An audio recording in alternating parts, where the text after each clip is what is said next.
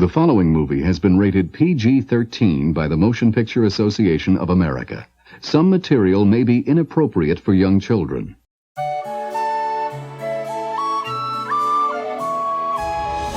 I'm Tara. I'm Ryan. We love Disney movies. So we decided to watch them all, from Snow White to Frozen 2 and beyond. Each episode will watch a different Walt Disney Animated Studios film and tell you all about it. Did we like it? Does it hold up? Who's our favorite hero? Or villain. We'll give you history and fun facts about each movie. And sometimes we'll invite our friends to watch along with us. So put on your tiara or your evil crown and join us on our adventure. This is Tara and Ryan's Princess Diaries. Hello, listeners. We are back with a great episode today. We have Who Framed Roger Rabbit, 1988, and we have a very special guest on with us today, another Ryan. Yes, our first of many Ryan guests. Say hello, Ryan. Hey, everybody. This is Ryan the First. Actually, you've heard Ryan's voice on an episode before. He was the caller on our Tron episode. All right. Yeah, my very fun car echo reverb chamber. I just am excited that you listen to it in the car and you're like, I'm gonna call right now. Well, it's a lot of fun. Thanks for having me on. Again, that number is 707-YO-TRPD1, 707-YO-TRPD1. You can pause and call it right now. So we usually ask people why they want to do this, and we will in a sec. But I want to point out, so Ryan and I know each other. I think if we'd met when we were more adults, we'd be like, yeah, we're friends, and I think we're friends now. I'd like to say that we're friends. Let's make that official. Absolutely, Ryan and I are friends. Yeah, but Ryan and I met when I was in fourth grade, and he was in. Are you 2 years ahead of me or? Seventh, yeah. 3 years. So at that time, that's a huge difference. Like now, our age difference isn't a difference, but back then that's a huge difference because him and his two brothers, and his family lived down the street from us, and I was friends with his brother Ross, who was the same year as me. Now Ross, I don't know if Ross wants to be on this. We'll invite him. Why not? Yeah, but Ross, you know Ross, Tara, of course. Ross is kind of legendary amongst my friends at this point for his antics at my bachelor party, which are a lot less, a lot less Disney appropriate. Well, but no, they are. I'd say they're pretty hard PG-13, much like this movie. They're not nearly as bad as you think they are when I say that. But so. I will say that Ryan was one of the first people to contact me asking to be on the show. There have been a lot of people since, but I think once we started having co-hosts, you went, "Hi, I know this is weird." I remember the email or whatever. You're like, "Hey, I know this might be a little forward, but I want to do some episodes." And I was like, "Yeah, okay." So you asked for Roger Rabbit pretty early on. Yeah. Why did you want to do Roger Rabbit? So Roger Rabbit. Special to me because I have a very distinct memory of seeing this in the theater as a kid. I was 9 years old, so third grade, fourth grade, right when this came out.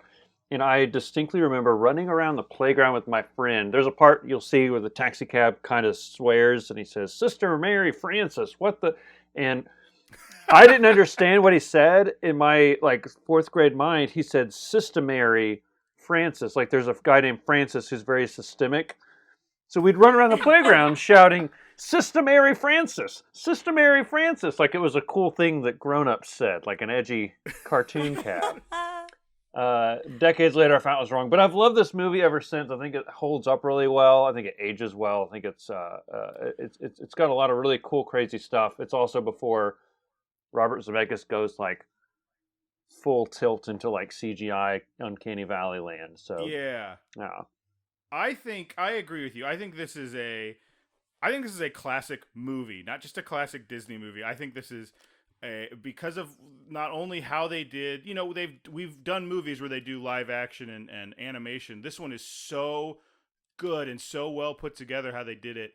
I agree. It's a classic movie. My remembrance of it. So if it's 1988, if you were 9, I was 6 or 7, and I saw it in a theater, which I feel like 9 might be a little better to watch this. I remember seeing, I didn't realize when I looked at this that it came out before Little Mermaid for some reason, because I remember seeing both of those movies in the theaters, And this one I remember because it was my mom and dad went with their other adult friends who had Older children. Older children than me. They had my sister's age children, which is about 10 years older than me. And they wanted to go out, and they said, well, let's go see Who Framed Roger Rabbit. And my parents went, well, we'll take Ryan. It's a cartoon. It'll be fine. It was not fine. I was deathly... I spent from the second that Judge Doom starts screaming in that high-pitched voice to when he dies, I am like head first in my mom's lap, like crying. Aww. And I remember that very distinctly. And, nobody here will get this except for Tara, but Tom, my dad's friend, who's also kind of a grump, I remember him distinctly being like, get over it. Yeah. And I'm like 6, like... And that Judge Doom scene is pretty rough. Oh, it's intense. It's intense. What is your memory of this movie? I don't remember the first time I watched it. I definitely watched it as a kid. I remember having a plush Roger Rabbit where you pulled a string and he said like all these different phrases. So Right. I definitely had a Roger Rabbit stuffed animal. So I know it was one that I enjoyed, but I don't have like vivid memories. Like Ryan always has like can remember very specific things from a very young age. And for me, it's very blurred. And like another example of that is for Christmas, I asked for some of the movies we've really enjoyed. I've asked for them on Blu-ray to add to our shelf, like our physical shelf of Disney movies. I have to post a picture of it. And my mom wrote a note about Cinderella and wrote how much I liked it as a child. And I have like no memory of that. I love the movie as an adult. And I remember watching it as a child and liking it, but apparently I really liked it as a child. But I don't have, like, some movies I have a stronger nostalgia to. But this is another one of those where I've seen it multiple times. I haven't seen it in a very long time, though. But I have seen it multiple times. I remember really enjoying it. I remember being scared at the part with the barrel, right? Mm-hmm. That's the part you're talking about at the Oh, end. no. That's that part's scary too, but I don't remember that as much as the other Yeah, one. that part I where remember he puts scaring the shoe me. in Yeah, the barrel. dips That's it in. when he Yeah. murders a shoe. Yeah. There'll be a warning at the beginning of this episode, but just we usually talk about appropriateness. This is a PG-13 movie, and there's Also a some warning pretty adult because stuff. some of my facts talk about adult stuff too. Yeah. With some of the characters. So yeah, we'll put the warning at the We'll beginning still of the put episode. the quacks in this episode, but just letting you But know. the content's a Well, little bit I think more that's adult. kind of part of what makes it a really classic 80s movie experience, because if a movie from the 80s doesn't like at Inappropriate. some moment shock you and terrify you and give you something inappropriate, you're not really capturing the essence of that time. Yeah, it's the 80s is because you said in your voicemail, like, I remember when I saw, like, oh my God, the rats are bleeding. I remember watching it and going, there's blood in this movie. And it's always stuff that's like innocuous, but where it is and like who the movie is. Do you remember? My mom used to have fits about this growing up, but do you remember, like, I remember when I was a kid, there were Freddy Krueger toys, and Alien toys, and all Rambo. these toys for movies that are not for kids. Yeah. And that was a big thing with my mom. She was like, absolutely not. And Tara, you talking about having a toy for this, like, this is such a, like, toes that line of, like, it's clearly marketed to children, but it's not a kid's movie. Mm-hmm. No. I don't know. I know, like, I have thoughts of that being older now, but, like, I still think it's a great movie. Why don't you hit us with the synopsis? Yeah, so the synopsis here is: a tune-hating detective is a cartoon rabbit's only hope to prove his innocence when he's accused of murder. And it got a 97% on Rotten Tomatoes, so it's very a great high movie. score. Wow. Yeah, and then Let's talk real quick about the top 3 grossing movies that year. Rain Man. Oh. Who Framed Roger Rabbit, number 2. All right. And Coming to America, number 3. Just to put this in perspective, which was fascinating to me, number 10, the number 10 spot is 2 movies that were so close they were tied. Die Hard at number 10 that year is crazy, and The Naked Gun. The idea that The Naked Gun is tied with Die Hard, which is such like a classic movie at this point, is so weird to me. Yeah. It also was nominated and won some Oscars, so I wanted to just list those. It won the Oscar for Best Film Editing. It won the Oscar for Best Effects, Sound Effects Editing. And it won the Oscar for Best Effects and Visual Effects. And then it was nominated for 3 more. So it was nominated for Best Cinematography, Best Art Direction, Set Decoration, and Best Sound. So it didn't win those 3, but it was nominated. So I just wanted to talk about that because we're kind of in the time where Disney movies are not nominated for anything until I Yeah. think Little Mermaid, and then you start Yeah. to see it again.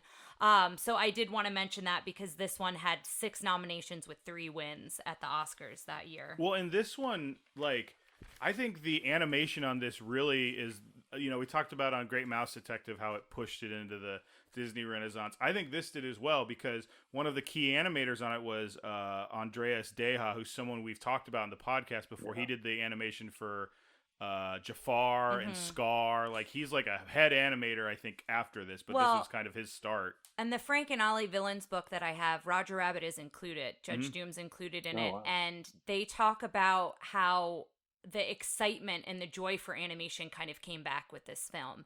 That, Disney at this point, their animation's a little bit weaker. Their motion picture films, their live action are a little bit stronger. And so this kind They've of... got Touchstone, which is which is what this is. And so this blends the two together, and I think it reinvigorated people to see, like, oh, we're capable of doing all of this. Like, we did this. This is, like, such a huge accomplishment. And I think that kind of propelled them forward a little bit. Well, part of it was everything they wanted to do in this was hard. It was hard to do. Yeah. But all the animation part of it was essentially, they're like, oh, we know how to do everything on here. This wasn't like Tron when they're like, we'll figure it out and stuff like that. This is, they go, we know how to do all this stuff, but to do it the way you want it to is just going to take time. Well, and to make it look as flawlessly as they did. Yeah. Because they dealt with shading, they dealt with making the characters look rounder, so they felt like they were in a 3D environment. Every frame of animation had 4 parts to it. It had the animated flat. It had at least 4 parts, because there's something. Oh, so it's the animated flat, the matte, which is the black part of it cut out from that. They had the shading, which is just the black and white, like shadows and stuff. And then it was like the color volumetric color, I think. Highlights. It was the color highlights. And then you look at, like, when we watch Jessica Rabbit's dress when she comes out, because that's all sparkle and so there's a VFX layer on top of that. Yeah. It's making it actually, like, blink and stuff. Well, so that's every piece. It just took time. The head animator said he loved doing it, but he goes, I remember very distinctly running to the room all the time and going, draw faster, about twice a week. So I have 2 facts when you mention that. One with the head animator, I'll say this one now, but now I have to find the number. There were 326 animators that worked full-time on the film. And they estimate that about 82,080 frames of animation were drawn, including concept art and storyboards. And the head animator estimates that over 1 million drawings were done for the film altogether. So I thought that was kind of crazy. The other thing is there's a term in the industry called bump the lamp. Oh, yeah. Yeah, and this is really cool. So bump the lamp is a term that is used by Disney employees.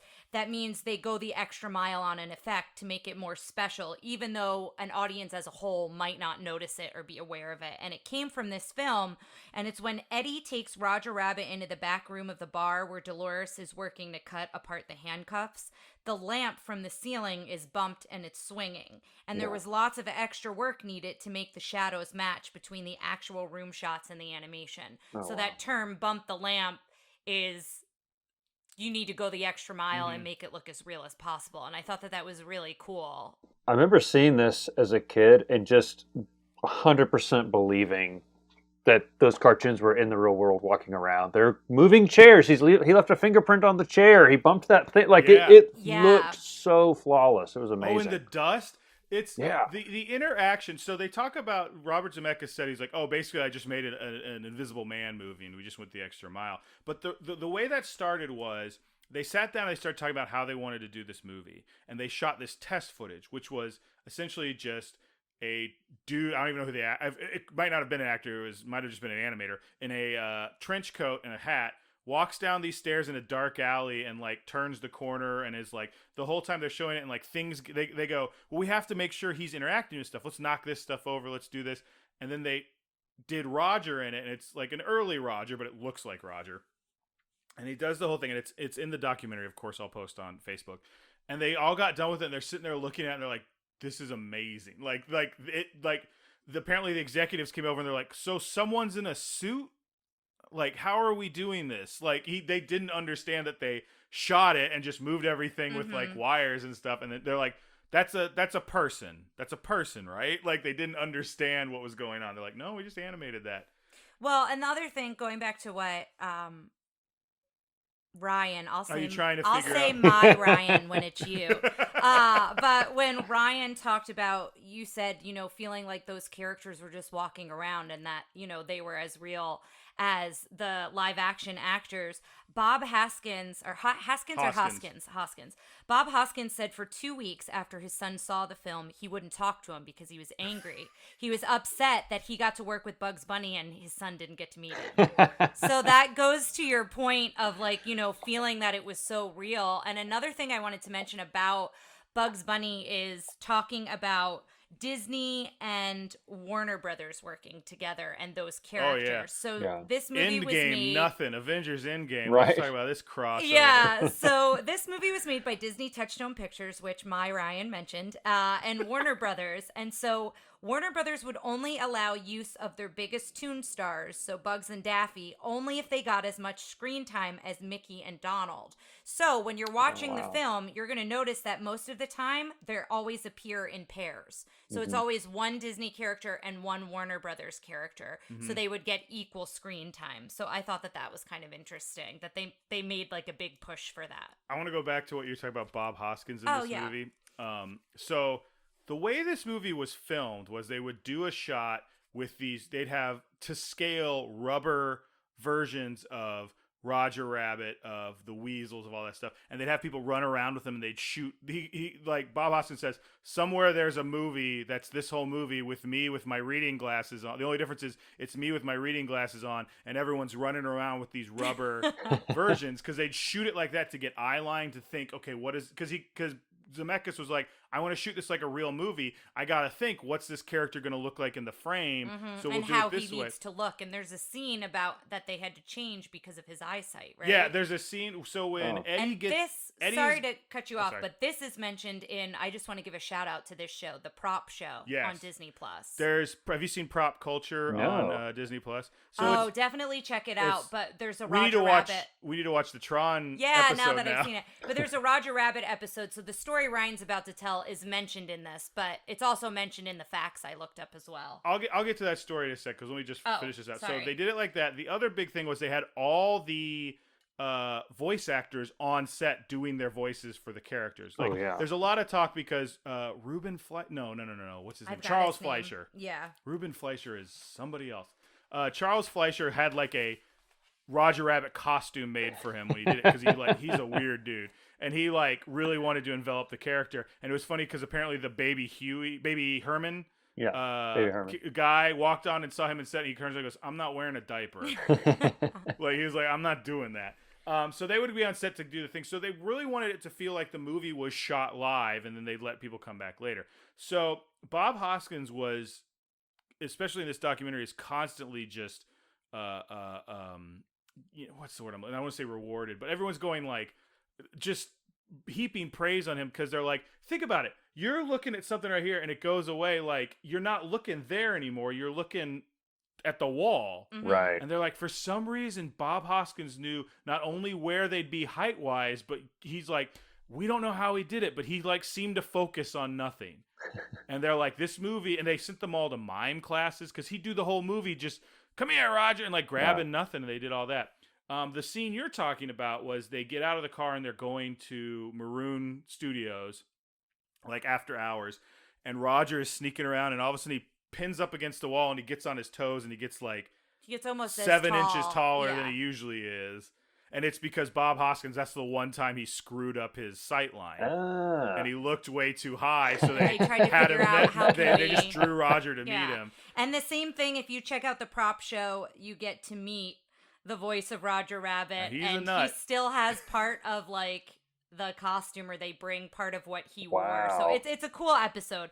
So I wanted to give a shout out to that. There's a Mary Poppins episode that's really good, and there's a couple other episodes. Nightmare Before Christmas. I think those are the 3 we've seen. Yeah, so they're all really interesting. But yeah, Muppet movie. There's a Muppet movie one. Oh yeah. Oh, cool. But I remember we didn't watch Tron specifically because you're like, I'm not going to get any of this. Yeah, Now we can watch Tron. I know. Well, and here might be a good moment to talk about it was based off the book, but it's not really based off the book. Okay. And I know you have some strong feelings about the book, so I don't know how far you want to go into it. And Ryan, have you read the book? No, I did not. I didn't know anything about a book. No. Yeah, so I think we should at least mention that there is a book, I and wanna then you say- can decide how much you want to talk I about think there's so much more to talk about this, but we would have like a 40-minute intro before we even started the movie. So let's save a bunch of the stuff I have, and we'll talk about it while we're talking about With it. the book. But Okay. No, the other stuff. Oh, Let's okay. hit the book because I want to talk about the book and then get it over and with. then be done with it. Okay. So I read the book right before I was trying to get it in right before we I almost said shot this, but before we recorded this. It is based on a book called Who Censored Roger Rabbit by Gary K. Wolfe.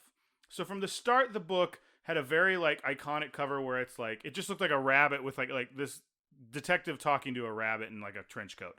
But then you open it up, and every piece of art after that is clearly using specifically the Roger Rabbit, Who Framed Roger Rabbit movie stuff. Like in the back, he's in a car, and they've drawn Jessica next to him. And Jessica's not really like that in the comic because she's different. Mm-hmm. And then like the picture So it's Robert because Rabbit. it's a printing after the movie. It's because he's trying to make money off it. The book is not very good. The book is essentially. So first of all, they're not cartoons like animated cartoons. They're mostly comic book and comic strip cartoons. And the idea is whenever a toon in this world talks, like they'll get thought bubbles and stuff, and it'll say sometimes their word or how they're feeling, and people take pictures of it. And that's how you make a cartoon in this world, which is kind of clever. But then like and Roger dies in the first 10 chapters. The whole movie is mostly about the book is about who killed Roger Rabbit, and then his doppelganger is hanging out with Eddie Valiant because cartoons can create doppelgangers in this world, which they only bring up twice. Like once Jessica does it as a stunt double in a commercial she's doing, and then Roger does it so that his double can live with Eddie and help him. There's no Judge Doom. Like there's 2 lines in it that I think they took straight from this to the movie, which is Baby Herman's I'm a 39-year-old libido with a 3-year-old dinky. Yeah. And then Jessica saying, I'm not bad, I'm just drawn that way. Well, and that quote, I've got a little fact about that quote. It is apparently number 83 on 100 best movie quotes of all time. Oh, I So- believe that's a good one. Yeah, But- it is a really good quote. But the thing, it's just every chapter is just Eddie Valiant going to another person to ask them what they saw. And I'm like, or maybe it's staying at home and talking about how much he hates toons. In the movie, he hates toons because a toon killed his brother. In the book, he hates toons because he's racist. And toons, as far as I can tell in the book, equal black people. Oh, no. Like they're like, this neighborhood was great till toons came in. Oh, God. I'd love to see her strung up by her neck in a tree. Oh, God. And I'm like, gosh. good Lord! Like I was just reading. And finally, I'll be honest, I didn't read the end because I finally just went, I can't stand this anymore. And I went, and a spoiler alert if you don't want to hear the end of Who Censored Roger Rabbit, it was a genie. There's this whole thing about a tea kettle that Roger stole off the set of Alice in Wonderland, and which he had a bit part in. And it was a genie, and the genie killed Roger, but Roger killed the other person. I'm just like, I read it and I'm like, I just, the whole time they kept making a big deal out of the tea kettle. I'm like, I bet it's a genie's lamp. And sure enough, that was the big twist. I'm like, here's the thing. If you really want to be a completionist, check it out. If you like the book, I don't like judge you. I think there's a lot to be said about it's written in 1981, but there's a lot of like thinly veiled racism about black people in entertainment. It's too bad because there's so much. If you want to like nerd out on this movie, there's so many better things to nerd out on. Like there's that's so what I was many gonna buried say. references in here. Yes. There's so many different cameos animations galore. I think. Yeah. And I there's think we're gonna enjoy it because we've seen all these movies, and we're gonna be like, because like I forgot, Mary Poppins penguins are like the waiters at the Ink and Paint Club. It's called the Ink and Paint Club because of the Ink and Paint department, and this one's great because of all that stuff. And the book is like, there's a part where like he meets Dick Tracy, and that's about it. Like, they mention stuff, but I have a couple more things I just want to share then, Okay. unless you guys have anything else. This is the first movie and the only one up till 2020 to have characters from both Walt Disney and Warner Brothers to appear together on screen. So, What was 2020? Oh, just like, until as now? in Oh. up until now. So, yeah, I don't know if they have any future plans to do anything together. I don't think they do, but Everybody's so like miserly with their Yes, content with their- and their yeah. IP at this point. so yeah, they're all sticking together. I also read, I don't know if you read about the budget, but I read it had an estimated production budget of 70 million. Does that sound right? Yeah, I don't see why not. It says it was the most expensive film produced in the 80s, and it had the longest on-screen credits for a film. So I thought Wow. that was kind of interesting. Another thing I found interesting is that the first test audience was mostly 18 and 19-year-olds, and they hated it. Most of them walked out on the Yes. screening. And Robert Zemeckis, that's Yeah. how you say his name, he had the final cut, and he refused to change a thing. He's So- like, I don't care that they Yeah, didn't that's like it. in the documentary I saw, because they would. He goes, they were showing it on a Friday night. They're getting all these teenagers there with their dates, and the first 5 minutes is a flat out cartoon, and they were like, "I'm not here to see this," and they got up and they left. And like the other stuff all had like, we were still finishing animation, so Yeah. it'd be some of the shots with them talking to nothing. Yeah. Mhm. And so they were like, "Well, we're out of here." And he's like, "I'm not changing anything. I think it's good." And he said they got like exponentially better as they got closer and closer to a finished film. I also have something that I wanted to check it with you, my Ryan. Jessica Rabbit, her speaking voice is Kathleen Turner. Yeah. But her singing voice is Amy Irving. And I read something that said only Irving is credited. Yeah, Kathleen Turner didn't want to be credited. She talked about that. Okay, in the, I couldn't remember. I thought that was true, but I think wanted everyone to double check. knew, and it like be like, "Oh yeah, it's in it," but she's not. She may not actually be in the credits. There was maybe she is eventually, but she talks a little bit about that in the prop culture. She says, I didn't want to. Yeah. And it wasn't because she didn't want to be a name in it. She wanted it. She wanted Jessica to breathe on her own. That's right. That's right. I also wanted to talk specifically about Jessica's curves.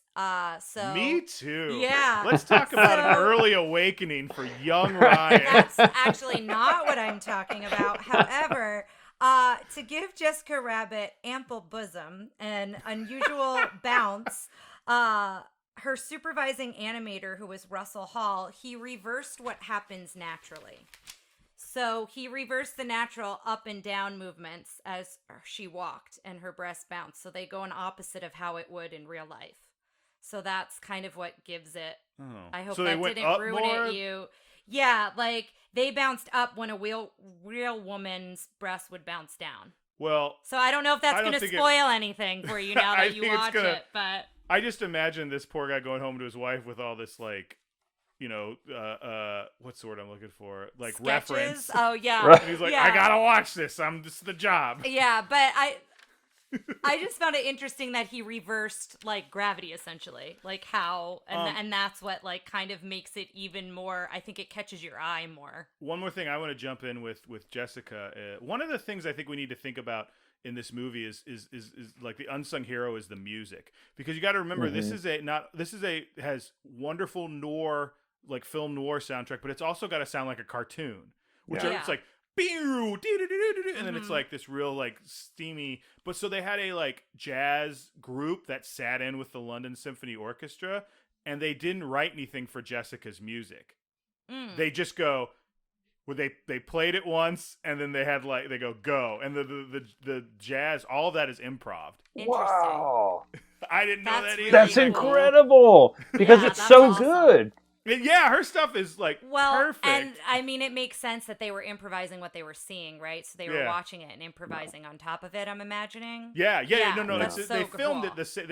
They did the same way they do when they do orchestral stuff, but they would go, "This is the scene," and go. That's Wow. awesome. That's really cool. The only other thing I wanted to throw out too, as we're kind of building up to this, like you kind of talked a little bit about how this is an interesting time for Disney because they're coming off. They were really experimenting with Tron. Now they're trying to get their animation studios back up. They're about to hit Little Mermaid pretty soon after this. Next year, I think. So they're picking up their stride, but that's still a huge investment to like risk on this weird, like very technically heavy animated thing. But also, Robert Zemeckis is coming off of Back to the Future making this. This that's is right, like yeah. his third real actual movie he's made is Roger Rabbit. So, like, as a director to come in and say, let's do it, because he did like Romancing the Stone, and then he just did Back That's to the the other one, Future, yeah. and then he hits this, and he to like take on the weird, bizarre challenge of animated and double shooting it with the props and all this stuff. It makes it more impressive, even in my mind, to see what he went through to get this.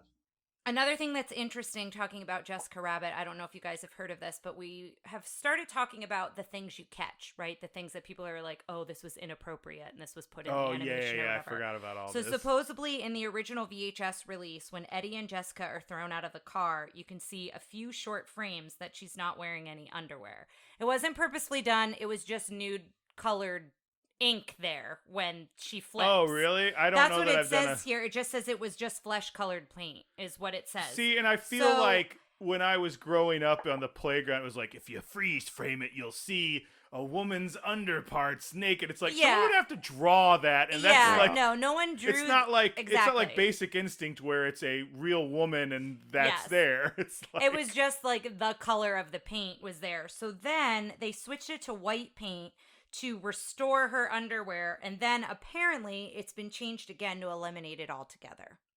So I don't exactly I would know. put Baby Herman's face there so that when it came out, it was like, "Hey," So, for but like a it sounds second. like it happened quick enough that most people probably didn't catch that it happened. I don't know, but No, it was during, because I think this is the same thing with the Rescuers. It was like freeze frame technology, the pause button on a on a VHS. Yeah, it was where like, you were ooh, what's able to that? And pause. they tried to do that. Yeah. Some perv was like, I'm gonna get every frame of Jessica Rabbit.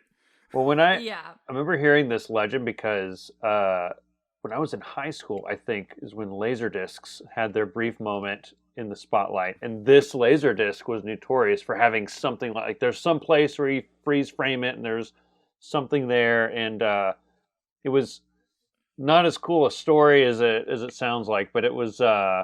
We never got to figure it out. But do you remember that? You remember hearing about like there's some like Laserdisc stuff? Yeah, I You feel said like it the wasn't a hype is- coolest story as you remember, but like remember when this was happening, I was like in middle school or late elementary school. So the idea of like someone had drawn a cartoon lady's parts was like, oh my god! Like I had no just. It's also hyped up, right? Yeah, like exactly. the legend of it and trying to spot it. Just so many things, because there used to be this time on the playground when you were a kid when you had a friend whose dad worked in Japan and he'd played Super Mario 9, and you'd worked out about like there was a whole scene with Jessica Rabbit completely nude somewhere, and there was all this stuff that existed, and now like none of that exists anymore. You just Google it. If you have a friend who says dumb on the playground, you just go, hold up. Doop, doop, doop, doop. Wrong. Yeah. Well, that's it what else very is so different. kind of has the 80s mystique about it, because you watch these movies, there's weird stuff in these movies, and you maybe they did bury something. Who knows? Because I saw a knife in the back of that rat. That really happened, and now he's telling me I can see this. Yeah. Ladies, maybe so. Who knows? Now that they're doing rats and they're doing knives and characters, like who knows what else is out there? Anyway, this is maybe our longest intro That's yet. okay, because I have just really two more things, but Okay. I also want to say here, if you are into this movie, go do a deep dive, because this is like a fraction of what's out there about the facts and the deep dives with diving in. So I did want to say that I think this intro should be longer, because there is so much information out there about this film. There's a whole thing on toys, video games, their presence at the park. There's all that, and I'll be posting like links for that in Facebook. But it's stuff that like we had to say like we can't talk about. Yeah. Something I did want to mention though is apparently there were going to be 7 weasels originally to be a parody of the 7 dwarves, and their names were going to be Greasy, Sleazy, Wheezy, Smart, Psycho, Stupid, and Slimy. The only one that doesn't exist is Slimy. It's Slimy. Those are all so in there, there. Those are their so names. there are 6? They don't name Okay. them. All right, because I didn't know their names, so those are their actual But names. I remember Smart because they, there's a lot of kid marketing with that, and I think every once in a while that name would make its way onto the marketing. I had a Escape from the Barrel of Dip like board game where you're like flipping them, and then it had little like standy figures, and it had every single weasel except for that one. Oh, interesting. Which is, I think that's the main one, or they named him something else. I don't know. Anyway, like, yeah, like, Yeah. again, this goes to the, like, this is marketed to kids, but then some of them have names you can't Yeah. sell a kid. Yeah. You can't sell a kid a smart toy. Exactly. Yeah. The other two things I have is the title, Who Framed Roger Rabbit? It's a question, so it should have a question mark after it, but supposedly they don't do that because that's bad luck in the industry. So that's why the question mark doesn't appear. So I thought that was interesting. And then lastly, talking about the design of Roger Rabbit, they describe him in this way. He's got a Warner Brothers face, a Walt Disney body, a Tex Avery attitude, Goofy's overalls, Mickey's gloves, and Porky Pig's bow tie. He also, if you notice, there's yellow in there too, but they made him mostly red, white, and blue, so you'd subconsciously like him because he's American. Like, they wrote that. They goes, I made him these colors, so you'd go, oh, we like the flag, we like Roger. Yeah. So I think that's a good space to end unless you guys have anything else. But yeah, there is so much information on this film out there. So I definitely encourage you, listeners, to look up additional information. And if you find something we haven't talked about, feel free to post it in the Facebook group for sure. Ryan, I felt like we were throwing a lot of facts out there. Is there anything else you wanted to add or pipe in with right now? I think one of the other fascinating things you mentioned, Tex Avery, is just so there's 3 major animation studios represented in this, and I feel like they capture their different styles really well. So as you watch, you can kind of see not just how the character design is, how they kind of move, and all that stuff, and it's just really, really exciting. I love getting to get into the weeds with all that. We can probably, like you said, talk about this a lot longer, but. And I think we can cover it more after we've watched it too, talking about that, because I think that is an important thing to focus on, like recognizing each of the styles within the film. I'm going to do my best to do my job. I know normally you're the notes writer, but I'm going to try and get as many cameos as I can. Oh, you can do that, yeah. Because I know I just want to sit back and watch it. I almost watched the whole thing the other day because there's a version. I have the old DVD, and there's a version that does like pop-up video effect, little facts, but I'm so excited for this. Let's stop messing around. It's time.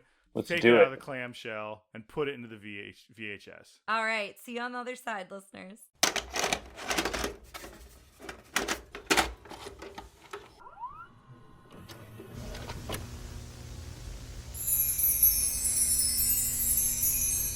Hello, listeners. We are back, and that was everything I remember and more. I laughed a lot. I was also horrified a lot. I'm really curious about your takes on it, especially because it's a movie I think both of you remembered way more than I did. Tara at one point went, I can't believe they let us watch this as children. It was Doom's death scene. I was like, I can't believe we've all seen this as young children. Yeah. It was horrifying and amazing. It was wonderful. Yes. Yeah. Yes. I got to be honest. I have such vivid memories of every part of this film. But like I do in a lot of films, I really have absorbed and stuff like that. But it's amazing that it's 100% memory, and then when I get to the Doom part, like it's you feel this like dip because you so, were you what blocked it happens out. here? Like probably. I don't remember. Yeah, I don't remember him having spring shoes and jumping. Mm-hmm. Oh, I just don't remember those parts. Locked in on that. I was really excited to see it again this time. I don't think I had picked up on a lot of the music cues sounding like Back to the Future. Ryan, I think you pointed that out. Well, there's the part where like Eddie Valiant discovers something, and there's that Back to the Future like chimes. Yeah. You know, I was like, that sounds exactly like Back to the Future. Well, and I don't think we mentioned it, but you said the director who did Back to the Future does this next. And Alan Silvestri did and then both he the music. also worked with Christopher Lloyd, who also was in both. So it is interesting that like all 3 of those people did back-to-back pictures, and even though I've not seen it, I know enough about Back to the Future to know it's very different from this.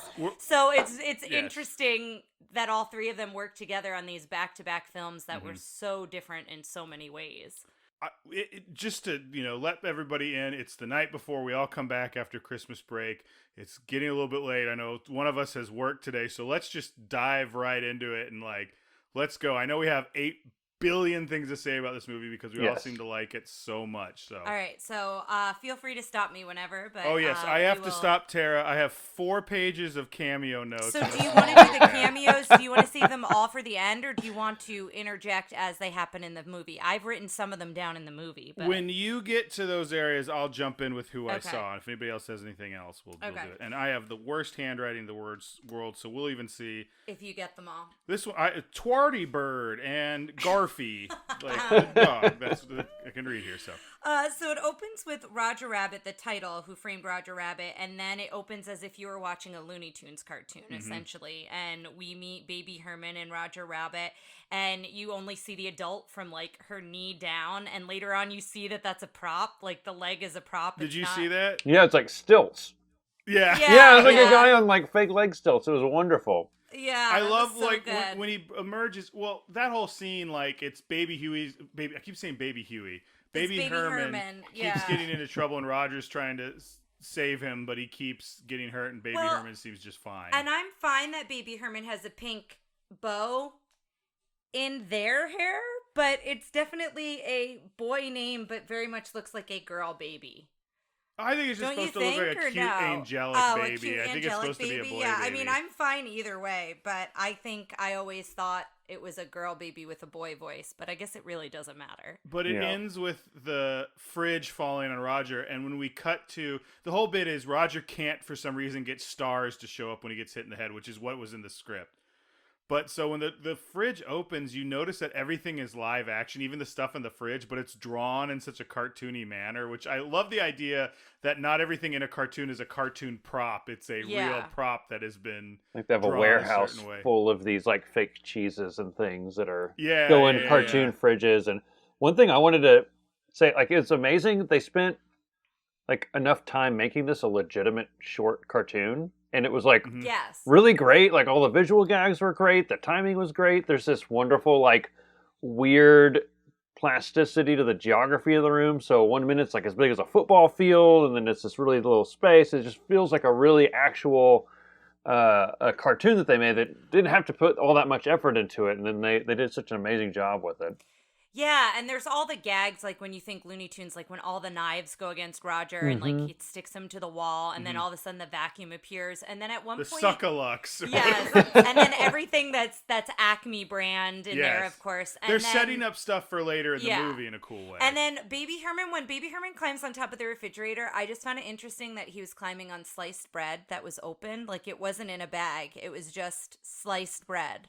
Yeah, there was also the part where apparently they keep a shelf of only heavy pots and chili Yes, sauce. yeah, and that all fell on. I mean, it was obviously for comedy, but they were just funny moments within those scenes. There's a couple things I want to point out here. Number one, this isn't the only Roger Rabbit short that exists now. They went on for a while. They used to have Roger Rabbit shorts before. They did a couple. They did like one where it's like he's in a camp, and one where he's on a roller coaster. I don't remember. You can watch them all. They're all on Disney Plus, so we should probably maybe do a quick mini-sode of those sometime. The other thing I want to point out is, I should have said this beforehand, if you're watching, you haven't watched the movie yet, watch for Roger's ears. The way his ears are animated are so flowy. They wrote it, they said, I wanted Roger's ears to feel like a ballet, and you were watching like almost like a visual representation of how he was feeling and what was happening, and like he's counting all those things and his ears are wrapping up, and like his ears. Even when he goes to be forced into the dip in the bar with Dolores towards the beginning, like his ears are almost like hands. They stop him from going in, like they're holding on to the barrel. So the third thing I want to say real quick is, to me, what really kind of, it's funny because it didn't really take me out of this scene, but the only thing I think that kept this short from looking like a perfect cheap cartoon is how good it looked. Yes. Like the fact that it looked like it was so well animated like a movie almost made me go, well, this doesn't look like a really, cheap, quick cartoon, because they obviously put way more money into it. But it's beautiful. Like the tone is right, like you said. It feels like one of those old kind of Tex Avery or Tom and Jerry type cartoons. Yeah, it was great. And as Ryan mentioned, when they call cut, it reveals that Roger can't make stars appear. He made birds appear when the refrigerator falls on him. And then this is when we hear the real voice of Baby Herman. We hear he is like a cigar chain smoking adult man. Which I think is a funny bit. Yes. Like, and so we then go to Eddie, who shows up in Mr. Maroon's office, and Eddie is the PI, Valiant.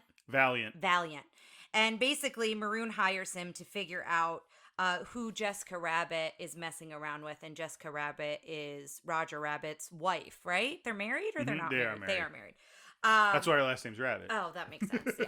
It's not her maiden name. Yeah, good point.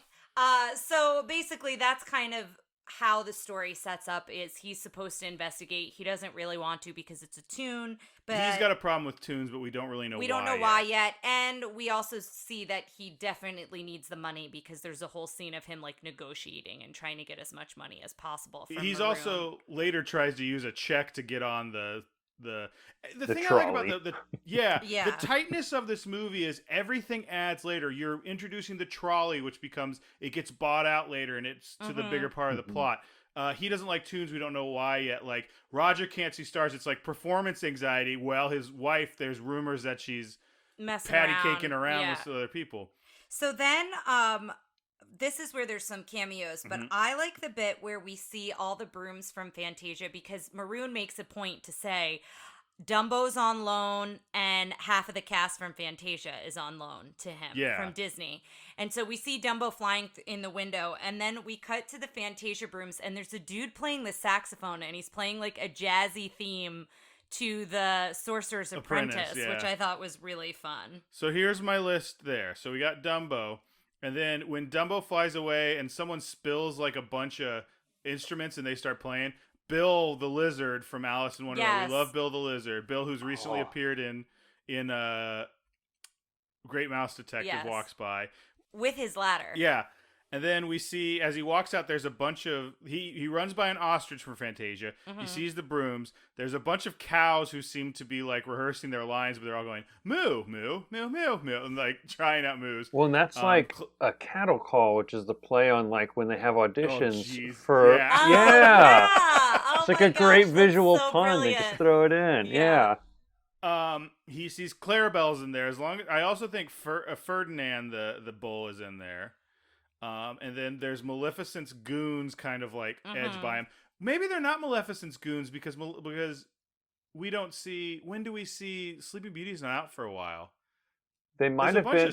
Because there was one of those silly symphonies where there's two. There's one where Pluto gets dragged to hell. And there's all the like devil cats. Yes. But there's an older one, that one for about like Demeter going down with Hades, and there's all these weird. It looked like those guys. Yeah, we don't really see too much of them as much as we see their props. Yeah. And the only reason I'm saying that is because they do such a good job in this movie of like establishing a time frame, and they don't seem to be. They don't waver from it. Yeah, they're not like introducing like out of anachronistic animals. As he's walking out, we also see there's a lot of Song of the South stuff in here, which I never noticed before. Yeah. But there's Brer Bear, and there's the dodo from, if you remember, like Porky Pig Goes to Dodo Land and Warner Brothers. There's also a clown that keeps showing up that looks like Bozo the clown. I'm shocked you haven't mentioned the other Fantasia character. Oh, the hippo walks by. And the hippo's name. Do you know the hippo's name? No, you know because you just got her as a pop vinyl. They just came out with a pop vinyl of her. She's Hyacinth the hippo. Okay, that's funny. But she has a line. She like bumps into Eddie. She's like, "Oh, excuse me." And she like goes to wait for the bus or whatever. Yeah. So he hitches the ride back on the red trolley after like he's walking through the whole studio set, and this is where he tries to pay for the trolley with a check. With a $50 check from Maroon, and the guy's like, no. Yeah, what does this look like, a bank? Yeah, so then he hitches on the back with these kids, and these kids make a joke about like, you don't have a car, and he's like, why would I need a car in LA? We have the best transportation, public transportation, which is way funnier having gone to LA in the last few years. Yes, and then he leaves the trolley and says goodbye to the kids and thanks them for the cigarettes. And these kids are like, what, 8 and 10? Maybe 12? And they've given him cigarettes. Yeah, I mean, it's funny for the time period. And again, I like this more in a PG-13 movie than I like seeing it in like a PG thing. Yeah. The other thing is, I think there's this kind of weird class system, like, thread throughout of like, the kind of downtrodden people and people being like, things are rough right now, like the people in the bar and Eddie kind of, and then this like delightful tramp thing where he's, I think it sets it up like later when the guy won't, even though he really needs money, won't tell Judge Doom because Judge Doom's a judge, and he's like, "No, you're not one of us." And I feel like you start seeing that here with Eddie, like because not only does he hop on the back with a kid, there's a kid who can't make it. And Eddie like grabs him and puts him on there, like he's helping everybody. It's like everybody's in this together. I don't know. I like that rewatching it. Well, and then we walk into Dolores, and at first I just thought she's the bartender, but she owns the bar, right? Like they went into business together. Because when you're looking at all the photos on Eddie's desk, it shows like Dolores and the Valiant brothers go into business together. So she also makes reference to her boss coming to check the till. Yeah, and that's why I was confused. Maybe she went in on their detective agency, like she was a part owner in that. Okay, maybe that's it. Yeah, because I was confused because she mentions the boss like here in this scene, but then when we see pictures, it's like her and them at the bar, and so I think they're just all very close. Like, but there's something written that says they're in business together in some way, but. Maybe also I could also see a thing where she definitely got hired as like because private eyes have like the secretaries, and now that it's all gone under, she had to get a job at a bar. That might be true. Yeah, maybe that's how it worked out. Yeah, I'm sure it might be more descriptive if you stop and like look at each one of those. Not a character in the book, so I love her. She's fantastic. Oh yeah, she's great. And so we find out that he has a tab running with her, and this is when she mentions, my boss checks. Well, it sounds like more than a tab. It sounds like he borrowed money, and she like. From her, like, unknowing. Yeah, whatever. She gave her money from the bar, whether it was for drinks or otherwise. Yeah, and he was going to pay her $50, and she's like, where's the rest of it? So you can tell that he negotiated up with Maroon to pay her back. Like, that's essentially why. And when the mailman comes, he, like, throws all the bills in the trash. So, like, he's not doing super great between that and owing her a bunch of money. And then we find out that they had a thing. We find out that they are romantically involved, were romantically involved, because they mentioned Catalina and how that was such a long time ago. So we kind of like see a little bit of that there. And then we notice he's drinking what's left on the bar. So like literally anytime anyone leaves something, he's like grabbing a couple sips. Yeah, that's what he's drinking. We find out that everybody's kind of making fun of him for being hired to work for a tune, and he gets like outrageously angry, like more so than he should over that comment. And then that's when we find out from Dolores that Attune killed his brother, dropped a piano on his head. And we hear more about the story from Eddie later, but now we know why he doesn't like tunes. So then he goes to like this speakeasy bar where the password is Walt sent me. And we all agreed that we would love to have this bar somewhere in Disney World or in Disney Springs or just somewhere like within the vicinity of the parks. It would be really cool to have a speakeasy where you need to use the password and where Ryan mentioned like having the octopus animatronic behind the bar. Not an animatronic. Well, I said this when they have an octopus who's running the bar, and it's all marionette stuff. In the movie, I'm saying for like if you were to do a bar. But that was very specific because a lot of times when you're seeing Baby Herman smoking a cigar, you're seeing Roger smash plates on his head. They make very simple animatronics that just do one thing and then they paint it over it. They didn't want to do that with that octopus because they wanted him to have the wavy arms and they couldn't make something like that. So it's funny because after that they apparently go, well, this marionette guy, he's like, I was only hired to do this. I ended up doing this and this, and like they started building sets to do all those sorts of things with marionettes. That's cool. So the next cameo is Daffy and Donald Duck, and they're doing dueling pianos, and I love the whole bit with them. It's really funny, them playing back and forth and everything that happens. I believe this is called Hungarian Rhapsody by Franz Liszt. Is that correct? Were you shaking your head, Ryan? Yes. Yeah. Yes. I think that's right. And I've heard this in other cartoons, and this is probably my favorite. Yeah. Spoiler alert, this might be my favorite musical number. Oh, yeah, it's a really good one. Because Donald's yelling at him, Daffy's like, can anyone understand what this duck is saying? Yeah, and you made a point, too, that Daffy looks like the older version of Daffy, not the version of Daffy that would have existed in 1988. Yeah. So all the Warner Brothers cartoons look like older versions. Yeah. And so then this is where we meet Marvin Acme, and he's got the best plaid suit top to bottom, and we find out like he loves to do gags and he does invisible ink on Eddie. He's got the buzzer on his hand and like all of this stuff. This is also the penguins are servers in the bar. Mary the penguins Poppins from Mary Poppins. Eddie makes it very clear when he orders a scotch, he wants it on the rocks, and that's ice, and still they bring it to him with a giant rock in the scotch glass, which I thought was funny. Can I say, I remember when I was a kid, I thought like Marvin Acme and the idea of Acme was so cool. Rewatch it now. Marvin Acme sucks. Like, he pulls a prank on a guy who walks just by him and is like, take it easy, buddy. Like, what'd you think was going to happen? And then he's there to commit adultery with, even though it's toon adultery, which is ridiculous. Like, Yeah. he's like, boo that character. I'm not sad he died at all. I'll say it right now. Yeah, I don't know. He's an interesting character. I think you probably liked him as a kid because of all the gags. Yeah, because he definitely lives up to like elementary school ideals of what a successful business guy would be. Yes, and not like actual grown up how I want to be in society. Yeah. That's a good point. Yeah. And then this is where we meet Betty Boop. And Betty Boop comes in and her and Eddie kind of talk, and Betty Boop was apparently, I've read somewhere, a hard get because she doesn't belong to Warner Brothers. She has a very specific, like, not a company owns her, like a company owns her, but they own Betty Boop. They don't own a lot of other stuff. And that's, apparently she was a hard get because she couldn't come wrapped up with a lot of other people. And she's the voice. Yes. From Christmas Vacation. That's her actual original voice, and they made a big deal of that here. But it's the grandma, the blasting. It's her. Well, not grandma, aren't they? The aunt, the great that's aunt, right. or the something. great aunt. So then when the one who wraps up the cat. Yes, and the Jello, the Jello mold and stuff. This one's leaking, Clark. But so then we see Jessica Rabbit, and her entrance is so good. Like, that whole scene of her is so good. And you mentioned the dress and it being so sparkly. Mm-hmm. The dress isn't sparkly anywhere else. It's just red. Like, that scene because, like, she's performing and the spotlight's on her, but it's so good. I want to ask you some questions about Jessica real quick, because to me, she's such a sex symbol that it's interesting to me that I feel like, and you're not speaking for all women. Thank you. I was going to say that off the bat. But I feel like a lot of women really like this character, and I'm sure it's not because she's like, oh, what do you like about her, Tara? Well, she's top heavy and has legs that go all the way up. Like, I mean, what is it that you I think was thinking women about, are so... like, I would love to cosplay as her, but, like... I would love for you to cosplay as her. I could never... Is this an option? Snip, snip, cut this out of the podcast.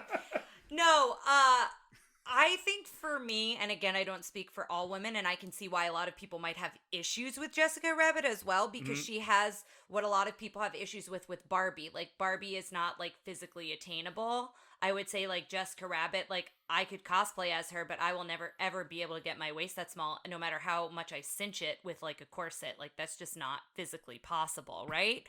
But you can't get a 7-inch waist. I don't understand. Yeah, but I'll break a few of my ribs. I've got coffee mugs that are bigger around than her waist. But what I will say is I do like her energy, and I like that she appears as something, but she's something else. And I like that she truly does care for Roger, and it's like, you learn. I think over time you learn to really like her. I have this memory of always liking her, but I don't know if that was the case the first time I watched it, because if you watch it for the first time, she is kind of put up to be the bad guy, right? Like, when he's taking the pictures and all of those things, and even when she's in the alley, he thinks she's shooting at him and she's saving his life from Doom when they're in Toontown. I just think she's kind of a riff on that classic film noir femme fatale, where but she doesn't turn out to be the bad guy. But then she turns, they turn it, which is really nice. They spin it, which I think is really great. And I think she has a strong energy and a strong presence, and some of that is the sexualization of her. She is very sexualized,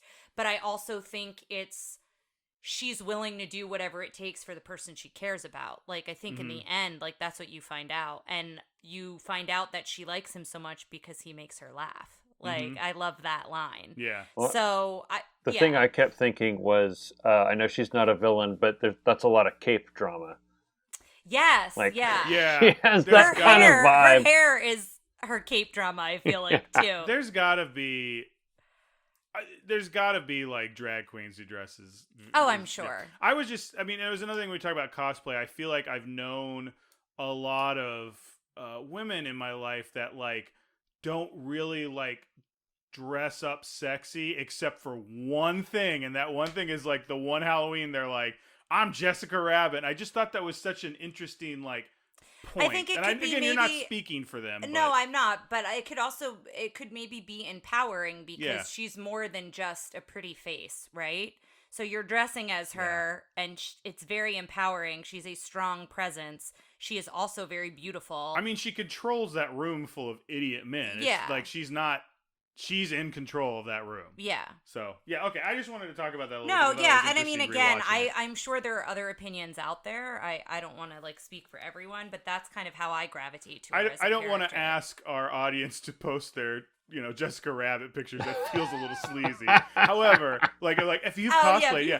But if you honestly, have, if let you've us, if cosplayed you as want to, that's anyone fine. in Disney, Yeah, we'd love to see them. But let us know, like, if you're a lady out there, let us know if you like Jessica Rabbit or not and why. Yeah, because I'm sure there's the other side of that Yeah. coin as well, and I would understand that. I just don't have those feelings towards her.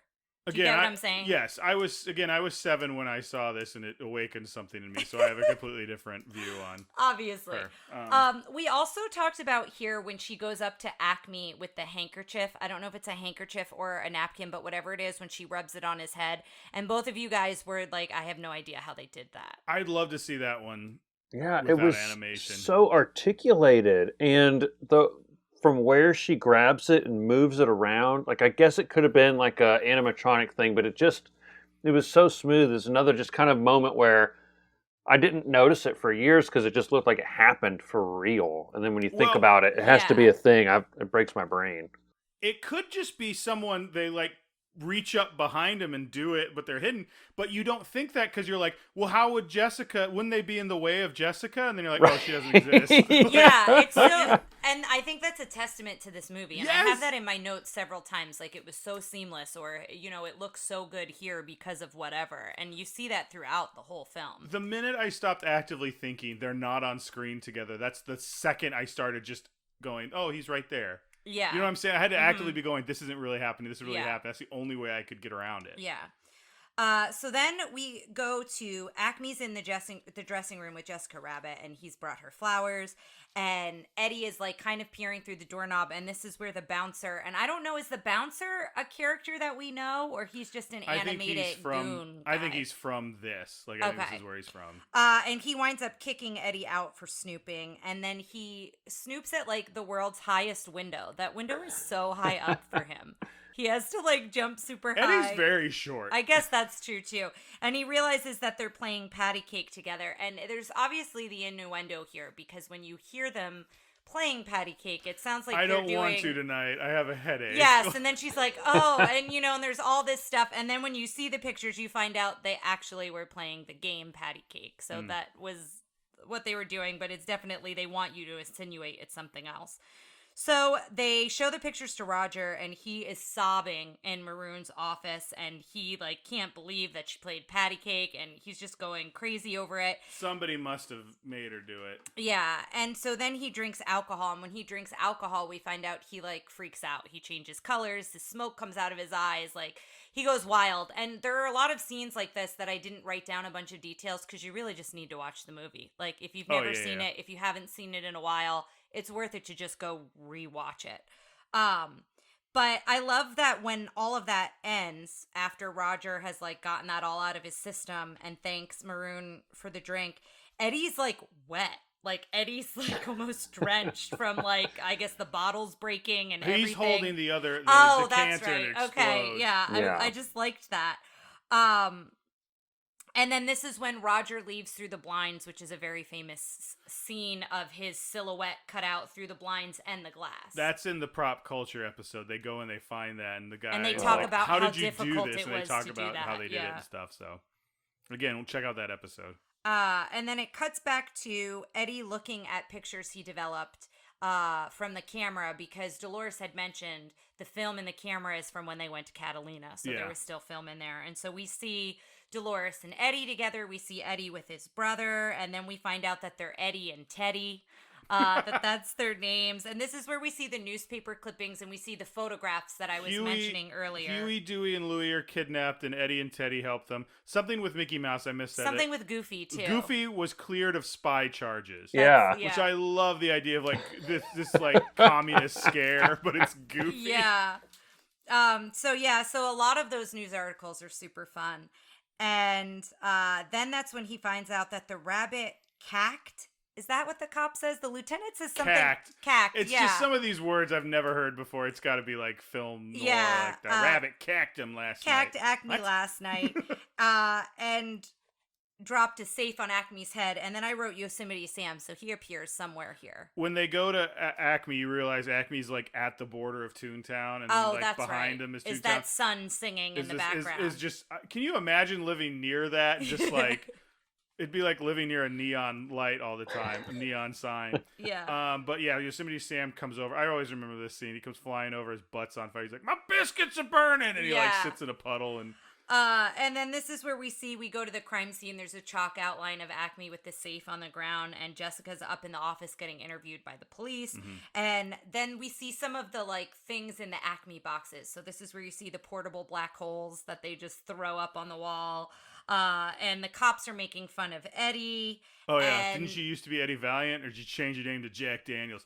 I don't remember until this thing that like Eddie's drinking was such a huge like. It's a very big focus and a very big problem for him. Yeah. And I forgot there's a turn later where he overcomes it. I've completely forgotten, but so they're all making fun of him, and then Jessica Rabbit slaps him on her way out because he was the one who showed Roger the pictures, and so she's like kind of upset with him. So she winds up leaving, and then this is where we see more of the props where all those shoes fall out. I love that it's just random Acme shoes, and they're all like running around, and they have to catch them all. And then that's when they're moving Acme's body, and his joy buzzer falls out, and Eddie looks like. I remember when I was a kid. I thought he was trying to steal it to like hawk it. I think he was more trying to inspect it, and I think he might have. I mean, that's not a bad. I thought he was. But... Yeah, I thought he was kind of a jerk. I didn't think like, oh, he might be like, I'm gonna grab some evidence or whatever. And again, I think it's kind of like one more of those classic noir detective things that they turn on their head a little bit. Like the guy finds the one piece of evidence from the crime scene everyone overlooks, but instead of it being really that, he's picking it up and he gets busted for it, and it's just a joy. And it's not. Yeah, it's not like important at all. Yeah. And the person who busts him is Judge Doom. And now, what do we all think of Judge Doom as a villain? I love Judge Doom. Yeah. He's big wildly horrifying. I really like him a lot.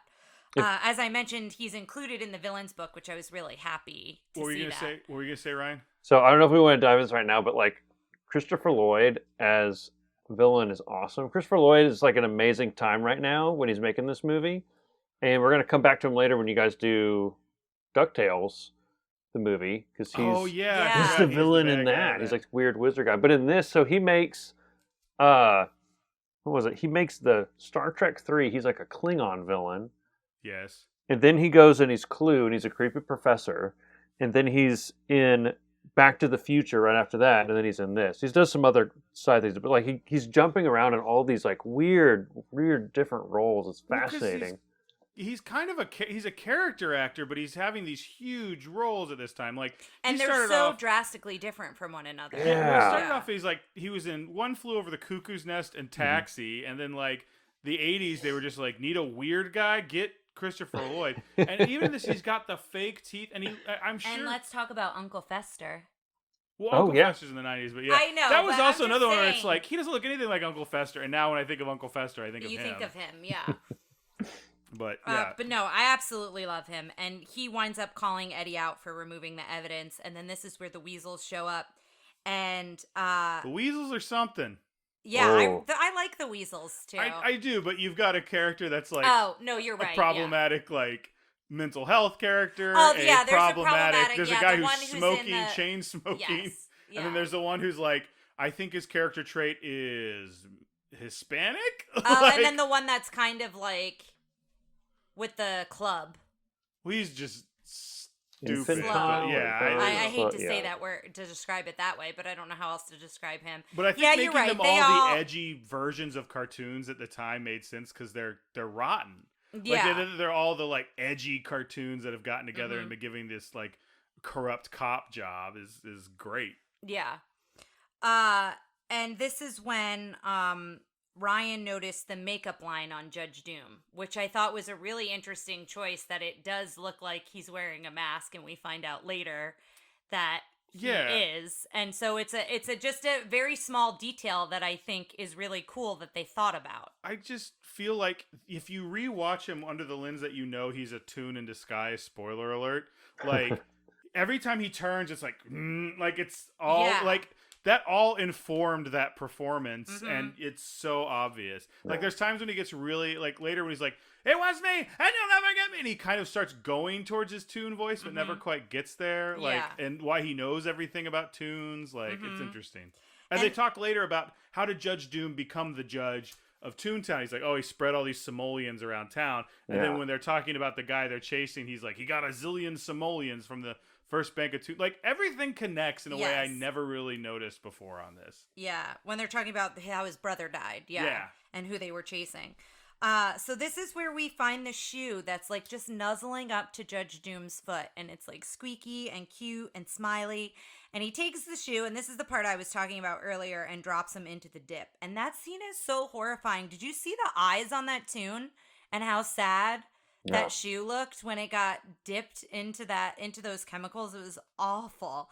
And then the smoke that surrounds Doom's face, that shot when it's like him in like all the smoke from the acid, I thought was a really cool shot, but very I couldn't horrifying. believe how I remember that scene terrified me as a kid, but like watching it now, like that poor little shoe just like wanted to nuzzle with him and like be his friend, and like just straight up in a room full of people gets slowly burned to death. Like it's a really and everyone just watches thing. Yeah, it's awful. It's so sad. And so then we cut to Eddie going back to his PI, where his location, basically where he sleeps. I mean, it's his apartment as well as like his investigation office. And we see like this woman bending over a baby carriage, and she starts a lighter, and Eddie like runs to attack her. Like, what is she doing? And you realize she's lighting the cigar for baby Herman. So that's just another like fun bit. But baby Herman is insisting that Roger couldn't have killed him. And talks about how there's no way Acme wouldn't have a will. Acme always said that he had a will, and he was leaving Toontown to the Toons. And so that's like the whole mystery here, is what happened to his will, and like who benefits from getting his will or making it known that there is no will, essentially. So I was looking up. I remember reading somewhere. I always wondered, like there's this Toon that murders people. Where is he from? Like, what was he before he was Judge Doom? Apparently, in a non-canonical graphic novel, he was known as Baron von Rotten, and he was like essentially, like, there's rumors he like was on the side of the Nazis during the war and stuff. He was a bad guy. But that's great. Whatever. What I did find was some trivia for some other people who were considered and were almost cast as Judge Doom.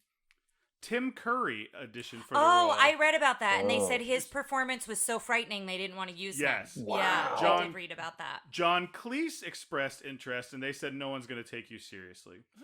Here is the giant list of other people. Here's someone who auditioned but was turned down. Christopher Lee from Lord of the Rings and from 8 other million things. Here's the other list. Roddy McDowall, Robin Williams. Wow. Sting! John Lithgow, Willem Dafoe, John Malkovich, Tim Robbins, Michael Keaton, Alec Baldwin, Richard Gere, Gene Hackman, Brad Garrett. Wow. Like, it's like Michael Richards, who's Kramer. Like, it's so all over the board. But you also got to think they were all young, and they're probably like, some of them were probably interested in the role, but then some of them, I wonder if it was just like their agent was like sending them out on the call. This was considered to play. Oh, so these are ones that they wanted to. Okay. Some people near the end, though, were Dennis Hopper, Arnold Schwarzenegger, and Jeff Goldblum were all considered. I can't imagine someone doing a better job. I think I agree with the idea that Tim Curry would have been too frightening. And Robin Williams, I understand why he was in the running for sure. Well, this is also, I think, before, like, he later in his life wanted to do a lot of darker roles, and I think this is before that, so that's why he wasn't being considered. But probably the want was still there. Yeah, that's crazy. Sorry, I was looking that up. I was looking up Baron von Rotten. That's why I kind of went away. I also, my mind wanted to disappear when you guys were talking about the shoe death. Oh I yeah. want to relive it. You don't want to relive it. Yeah, it was sad. So then we cut to him looking at the newspaper, and that's where you pointed out there's an old version of how Jessica was animated. Yes. She's much softer in that animation. I feel like She's got a nose. Yeah, that She doesn't really have much of a nose in yeah, in the well, movie. and you don't really ever see, like, you see her full face, but a lot of times her hair covers up half of her face anyway. And then he sees in the picture that Acme has a will in his pocket, and my thought was, who carries their will around with them in their jacket This is a pocket? man who, listen, this is a man who wears a plaid suit and, like, I guess he's dealing makes with joy tunes buzzers all the for a time, living. so Yeah. maybe he thinks at any moment he could die because he's, like, doing, like, outrageous things. I feel like, if they did a, like, behind the scenes, like, the history of Marvin Acme, he was a human who always had wanted to be a tune. And, like, lived on the edge. Yeah. I guess so. But then he goes to sleep in his Murphy bed, which it looks like a bunch of file cabinet drawers, and he pulls that down and goes to sleep. Did we talk about the history of the Murphy bed in this podcast, or was it on Craniacs? I think that was on Craniacs. Real quick, the Murphy bed is I just love this story. The Murphy bed was invented by a guy who had a very small apartment who wanted to invite women over to his apartment, but you can't have women in your bedroom in an apartment, but he only had one room, so they wouldn't let him over. So he goes, well, I don't have a bed in there. And it was so he invented this thing. He wanted to invite an opera singer over.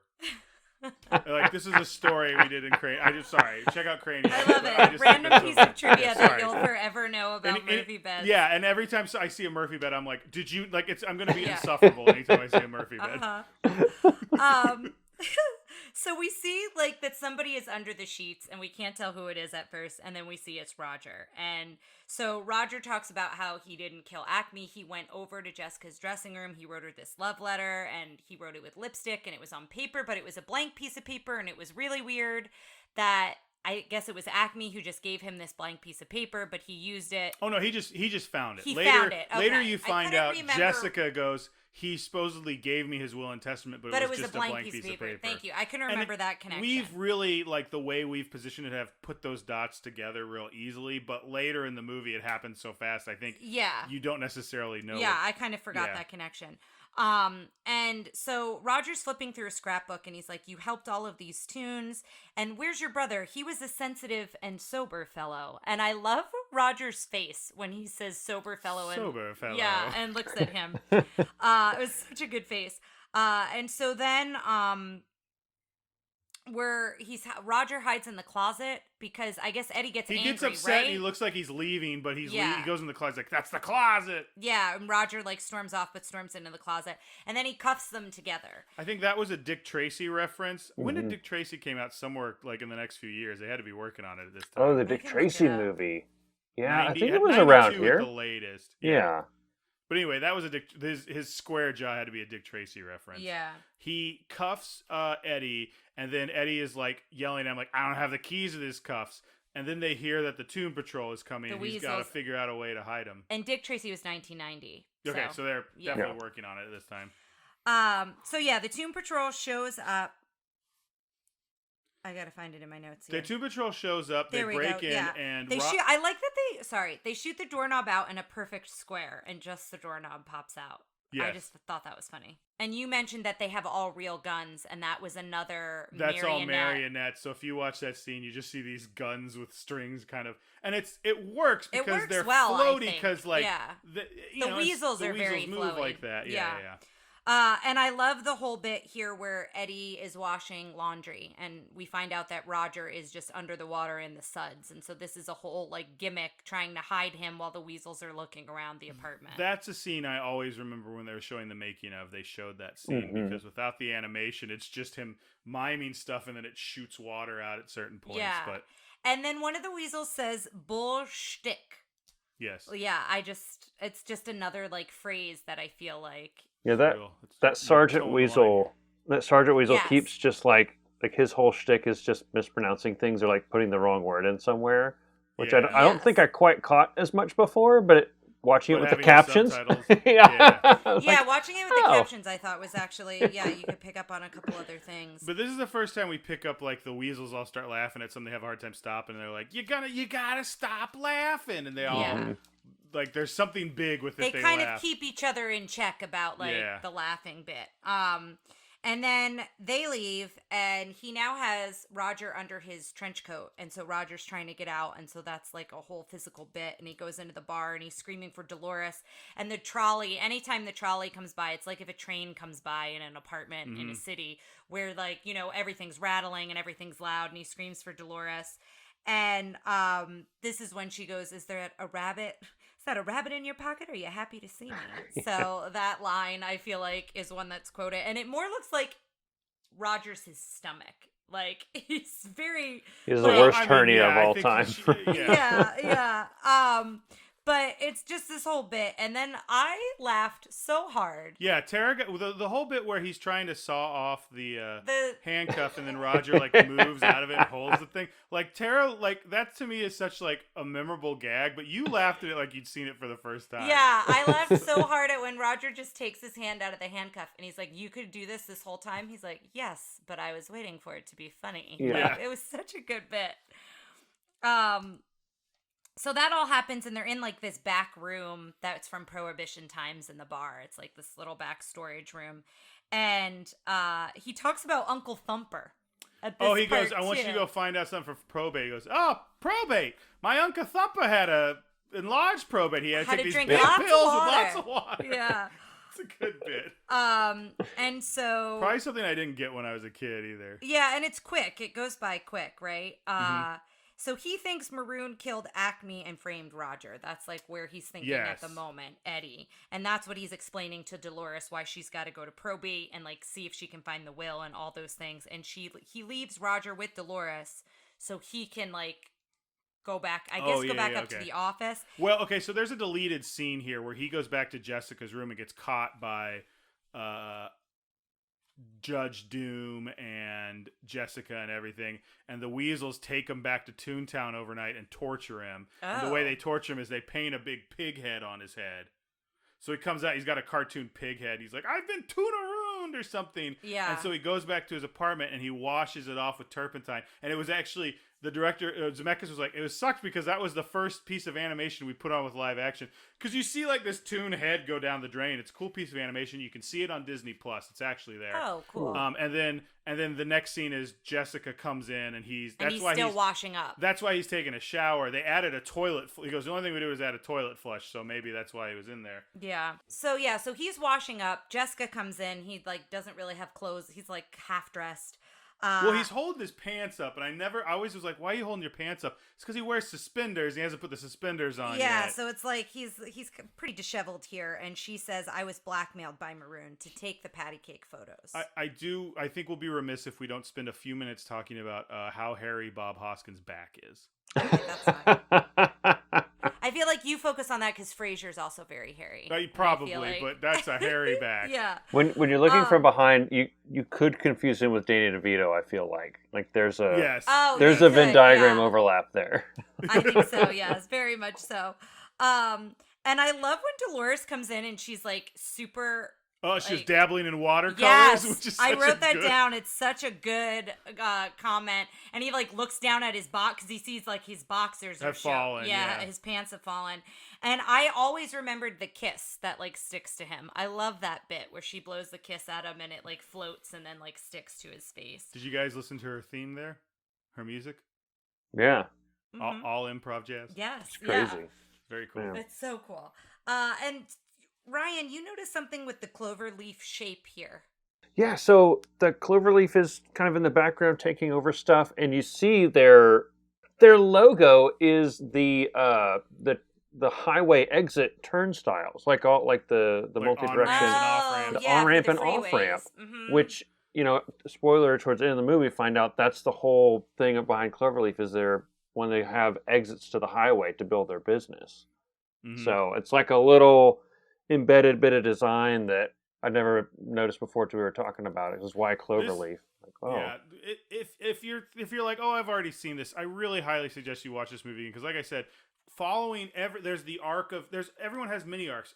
Eddie has an arc about liking tunes and also having a sense of humor. He has a drinking arc. He has the, like, him and Dolores arc. Like, there's so many things going on, and They do it They very well. foreshadow it. They link it together so that there's no point where you feel like even when I was a kid, I didn't understand everything that was going on. I still felt like I understood the movie. The main points, the beats of the movie. Really good.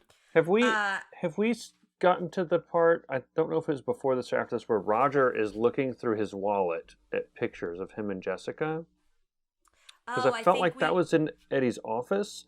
But there's one picture where they're at a restaurant and there's all the little caricatures behind them, which is like. Oh, did you see who was in those caricatures? It looked like all the directors and producers and stuff from this movie, like in the behind the scenes features, or is it the animators? Oh, I don't know. I'd have to go back. And look. I saw the characters, but I didn't really get a good look at. That's when he's run out of maroon and he's like kind of hanging out in the alley behind Acme. Oh, okay.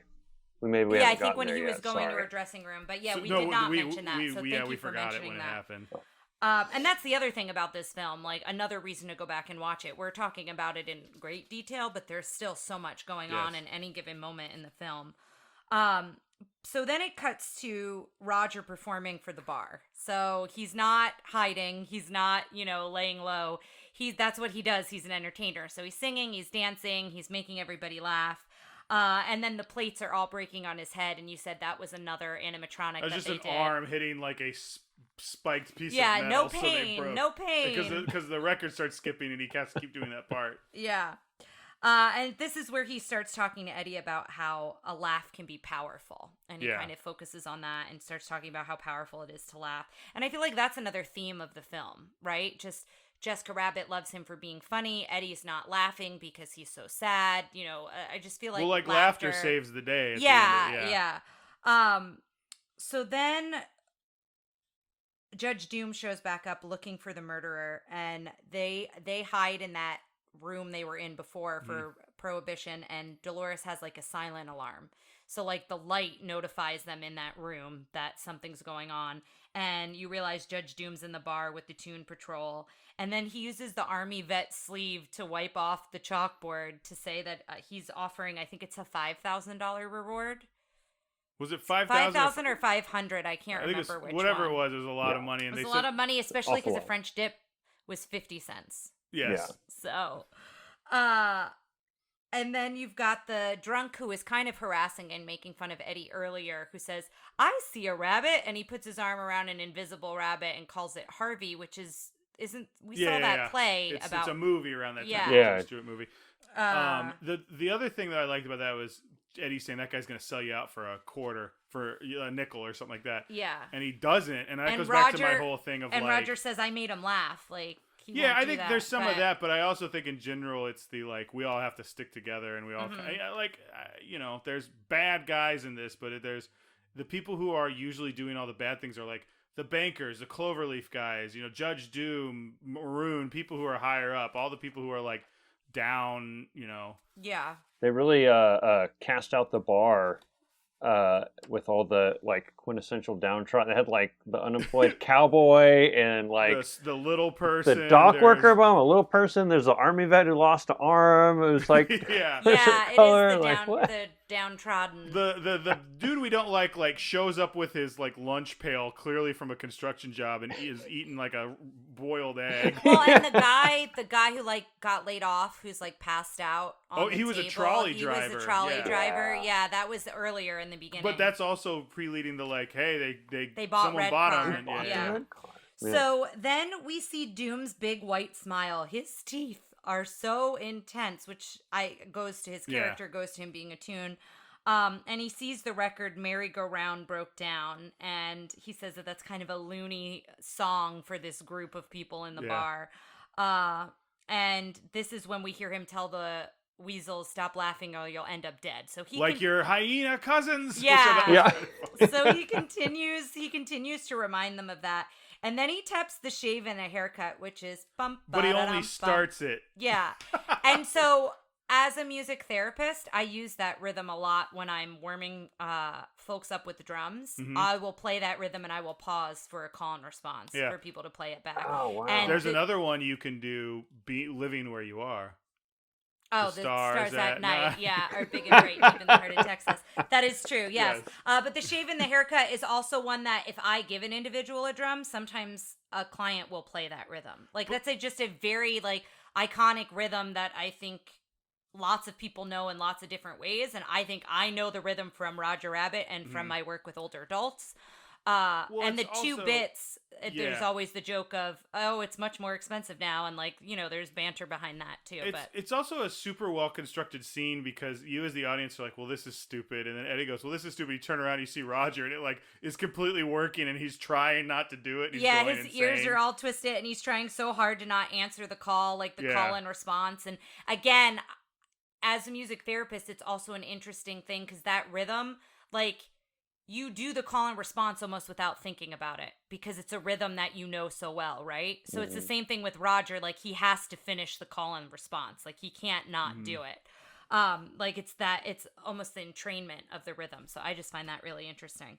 But yeah, so spoiler, Roger finishes the two bits, and he does it so theatrical. He comes like sliding out of the wall, singing two bits. Yeah.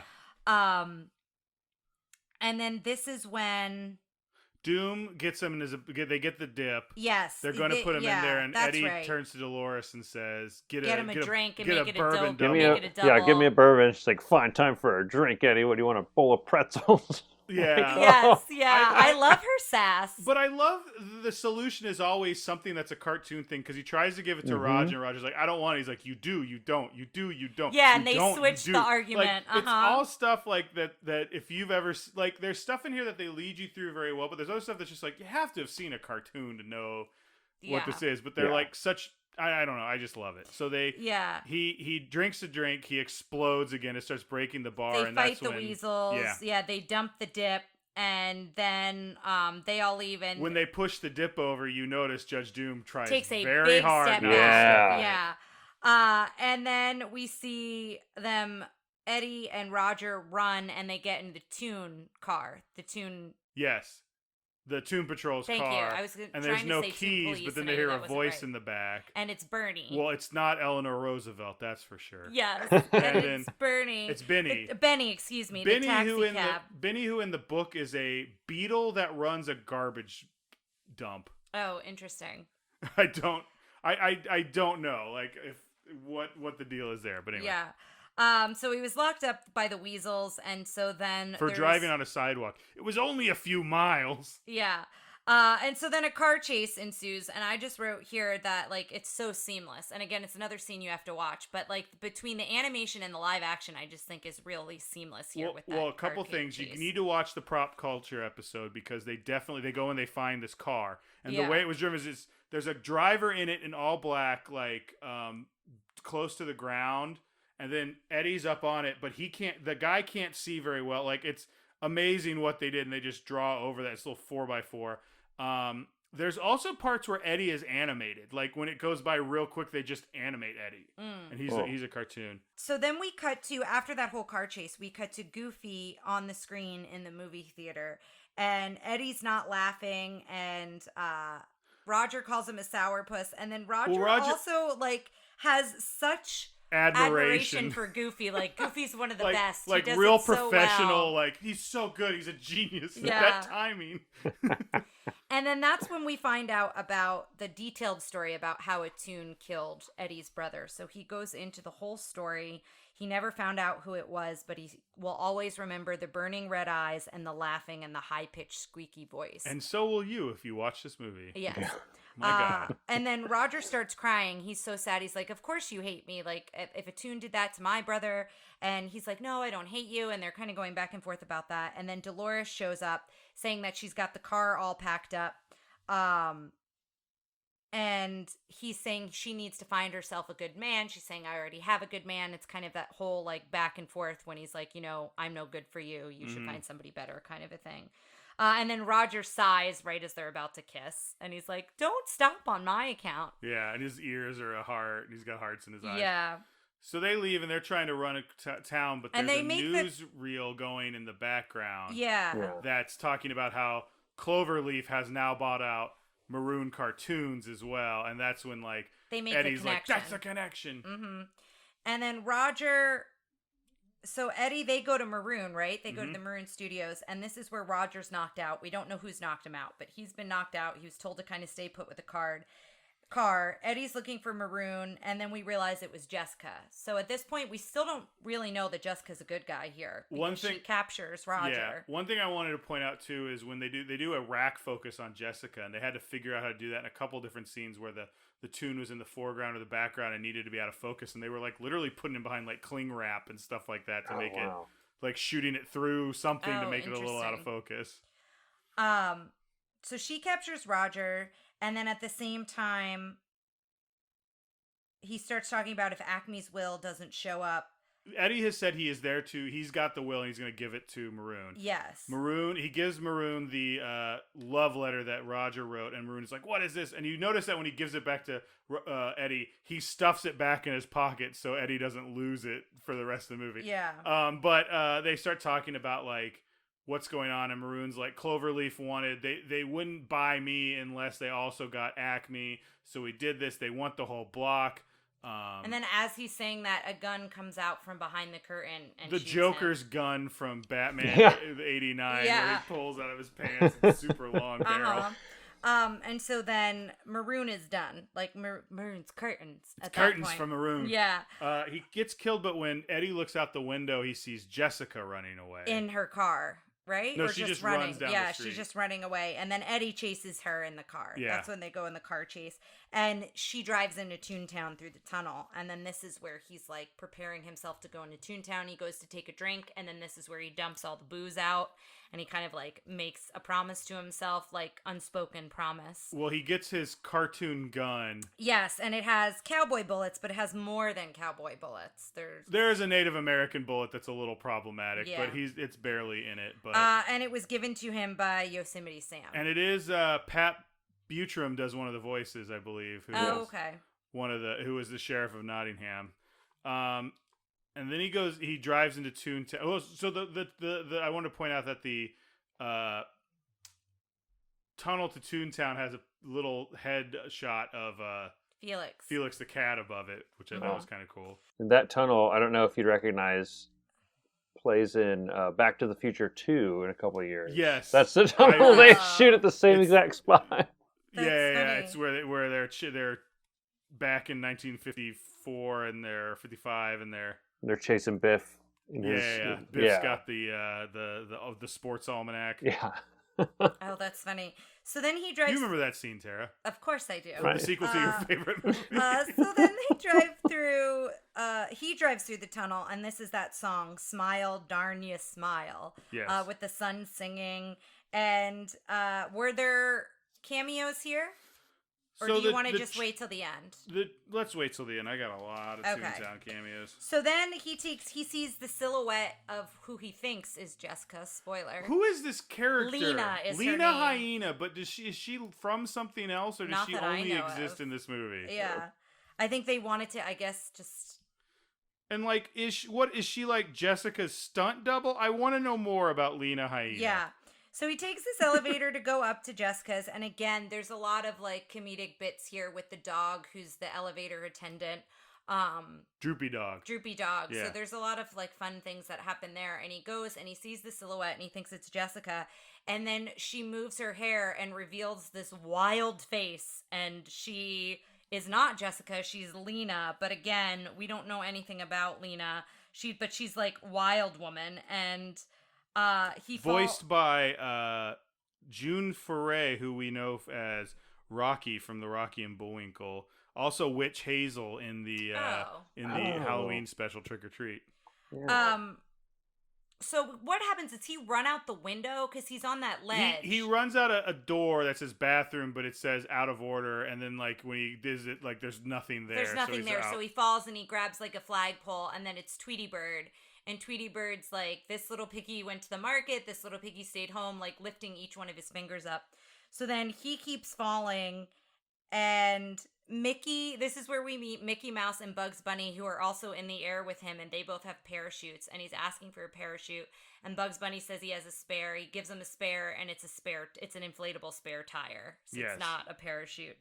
And then Lena follows him down on the ground too, right? She catches him when he lands. Yeah.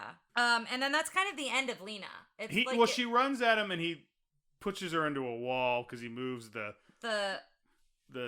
stripe. marking on, yeah. And she's a weird character. And he's like gets a tune every time. According to this Wikipedia entry I found, apparently she's also in a Roger Rabbit cartoon comic book, which I remember reading. Where she is just a longtime friend of Jessica. Ooh, this is gross. According to this picture, apparently she has an Adam's apple, and I don't like the implication there that they're being transphobic of some sort. Yeah. It's just, she's a gross character. I don't like her. Yeah, and I don't care for it, and I think, like, he could have seen Jessica's car and gone up in the building. I don't know that you needed the bit with her to make him still go up to look for Roger, but he winds up finding Jessica, seeing Jessica. Yeah, he sees Jessica in the alley. Yes. And she's pointing a gun at him. That's what it is. Yeah. Sorry, I'm getting a little confused with my notes here tonight. He sees her with the gun pointing at him, and you think she's shooting at him, but she's shooting at his shadow, which you find out isn't his shadow, it's Doom. Yeah. That she saw Doom, and she's like, that long gun you just saw, that's the gun that killed Maroon. I was looking in the window. This is, I hit Roger over the head with a frying pan because I wanted to keep him safe in my trunk. I thought he'd be safer there than, just running around. And so that's kind of how you find out that she really is a good guy. She really is on Eddie's side.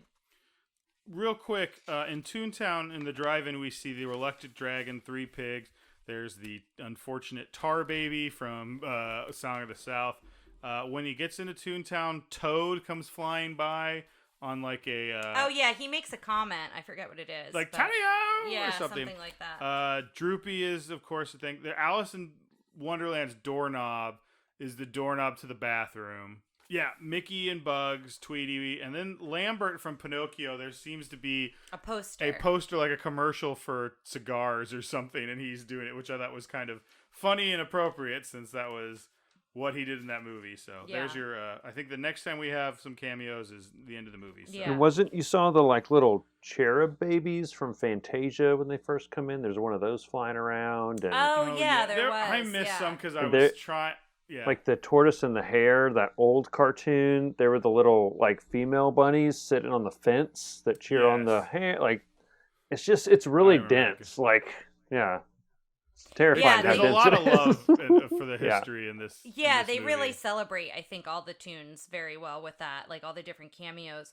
And so this is where we find out him asking her, what does she see in Roger? And she says, that guy makes me laugh. And then I have Doom through the dip down.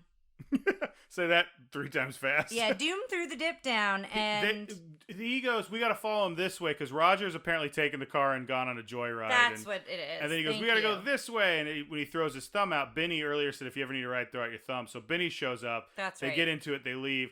Dupe throws the dip. Doom throws the dip.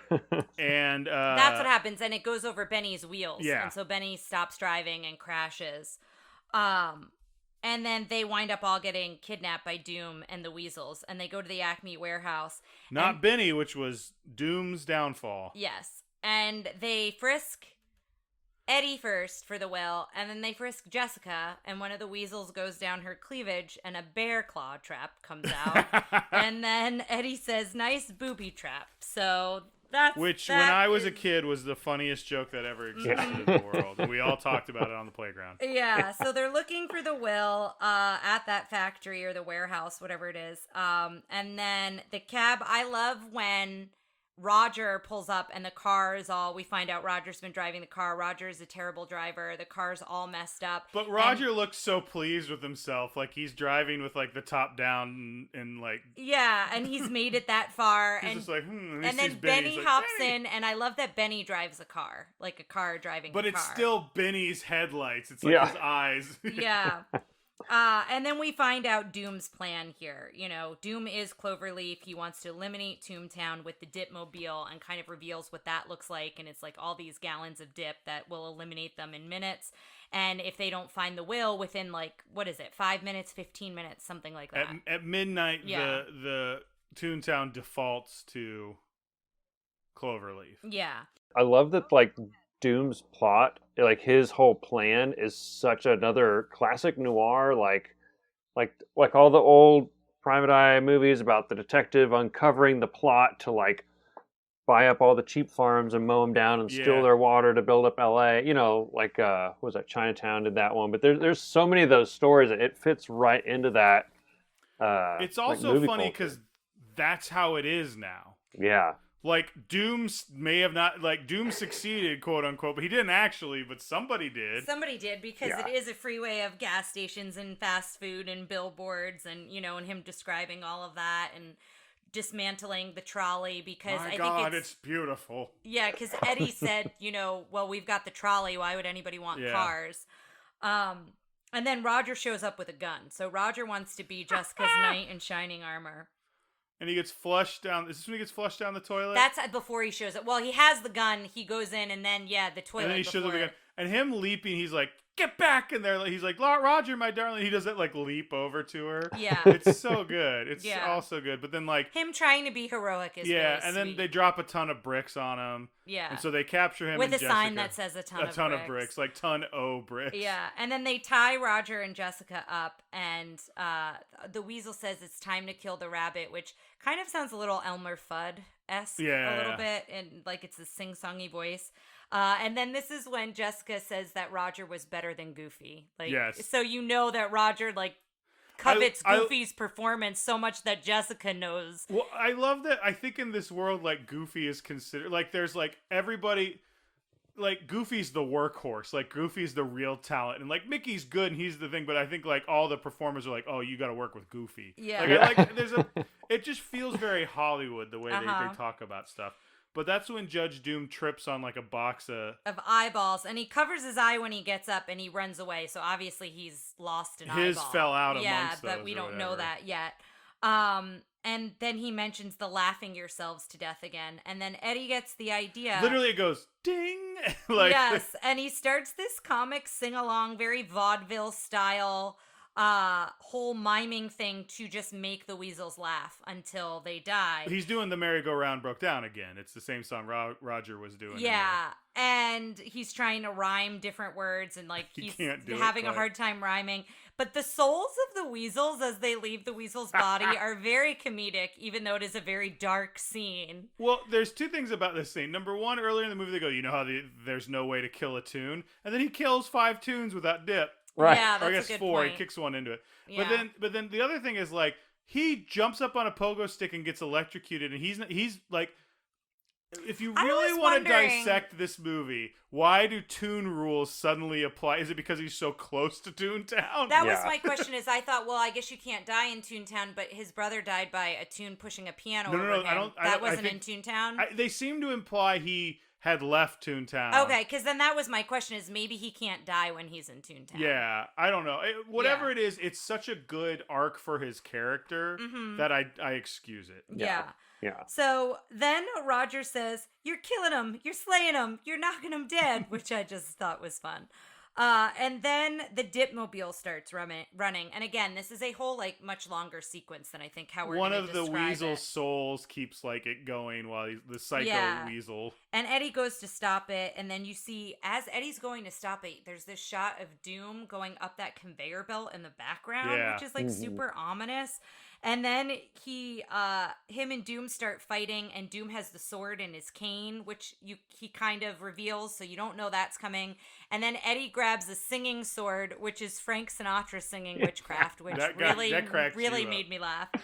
It was a good bit. And then the magnet, so then he's fighting him with a magnet, and then he gets stuck to the Toon barrel. fight is a lot of fun. Yeah, and again, there's a lot going on there, so it's hard to really describe it. I don't know why I really like this. It's a dumb line, but I like when he holds the magnet and he's trying to get Doom at him, but Doom has a sword, and he just realizes, oh, he's gonna stab me with the sword, and then he gets stuck to the barrel, and Doom goes, "Shink, don't move." I don't know why I find that Yeah. so funny, because it's like Judge Doom having the slight humor, the one point of humor where he's because he's supposed to be a Toon, and according to Roger, Toon's point is to make you laugh, and just he can't help but don't move. I don't know, I just like it. Yeah, no, it's good.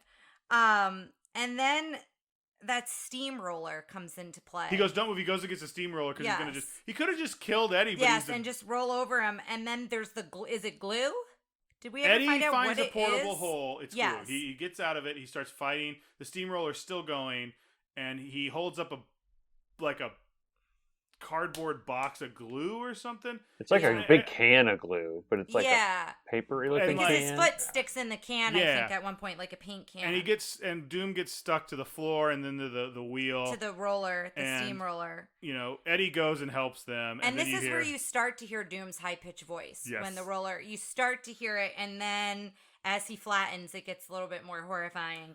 Yeah. And then he stands up flattened, and the way they did that was really interesting. Just like he's flat, but he's still moving, and he's like trying to stand up, and then he blows himself back up with helium. But it pops his eyes out. Yeah, and that's when you see his crazy eyes, his red eyes, and his high-pitched voice. Which is, I think, where he gets super horrifying, because it's so scary when there aren't human eyes.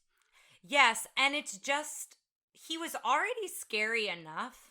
Like, we watched him murder a shoe. Yeah. Like, he's already pretty dark to begin with. And then you see his, like, transformation. When you think about this guy who, like, earlier as a bad guy, like, his whole shtick is, like, how controlled and tight and, like, flat he is. And he's horrifying like that. Even when he's in that, like, state, he still, kills people. And now he's, like, completely unhinged. And he's wild. Yes. It's like... Yeah. If he's that bad when he's like controlling himself, how horrible is it going to be now that he's like completely unleashed? That as a kid, I remember that sticking with me. Like, oh God, what does he do now?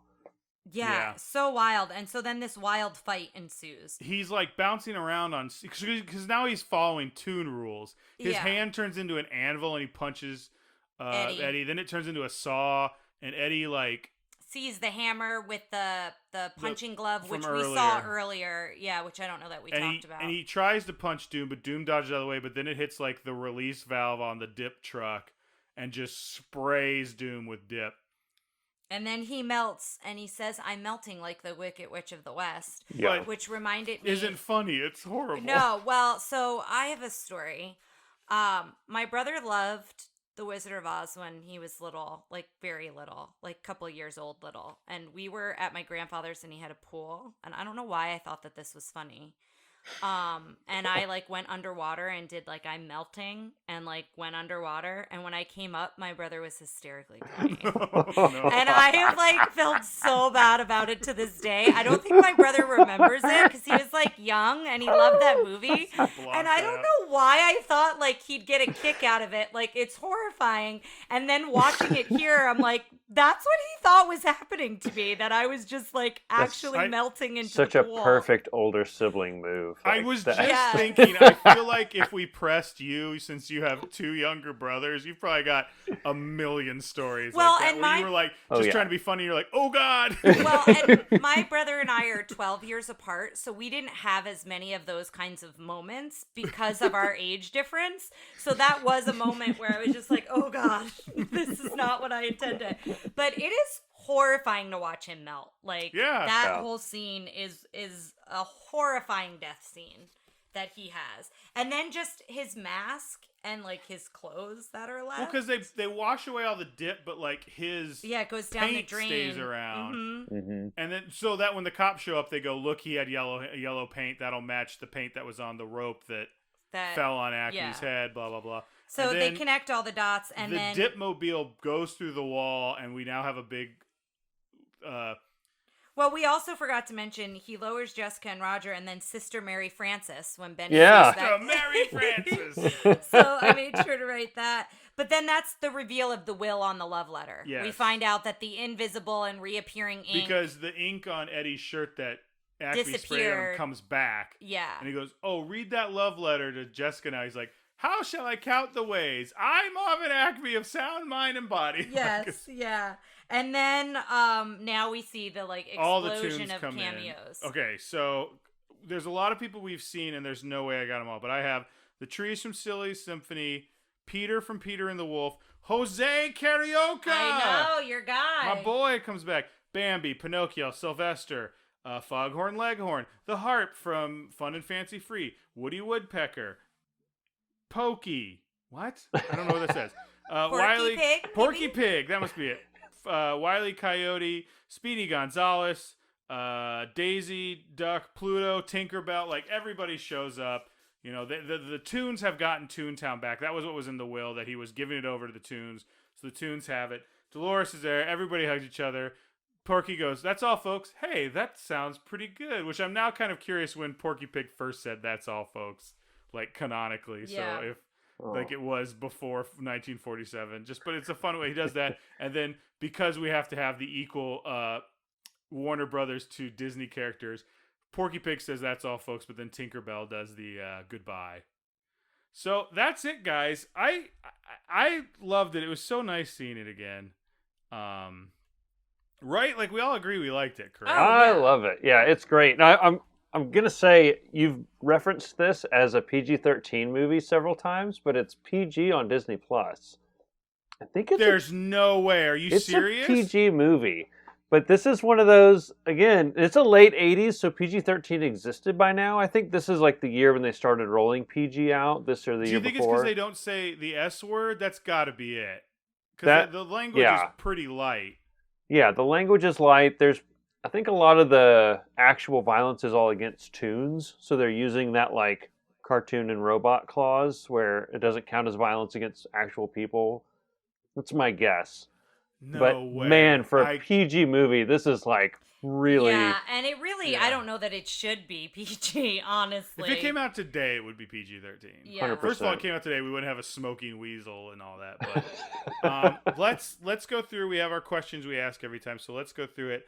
How was the princess? I'm gonna say the princess in this case was Eddie Valiant. Okay. You just think he's okay, or you just No, okay, Eddie okay. Valiant is the princess, you Yes. think, versus Roger? I think Roger's the prince. Okay. Eddie Valiant is the core of this movie. fair Yeah. I think. Yeah. And I also think the acting portrayal of Bob Hoskins, he has said this is one of his most memorable favorite films he's worked on. Wow. Because he was able to also take his kid to see it, which he probably traumatized his kid as well.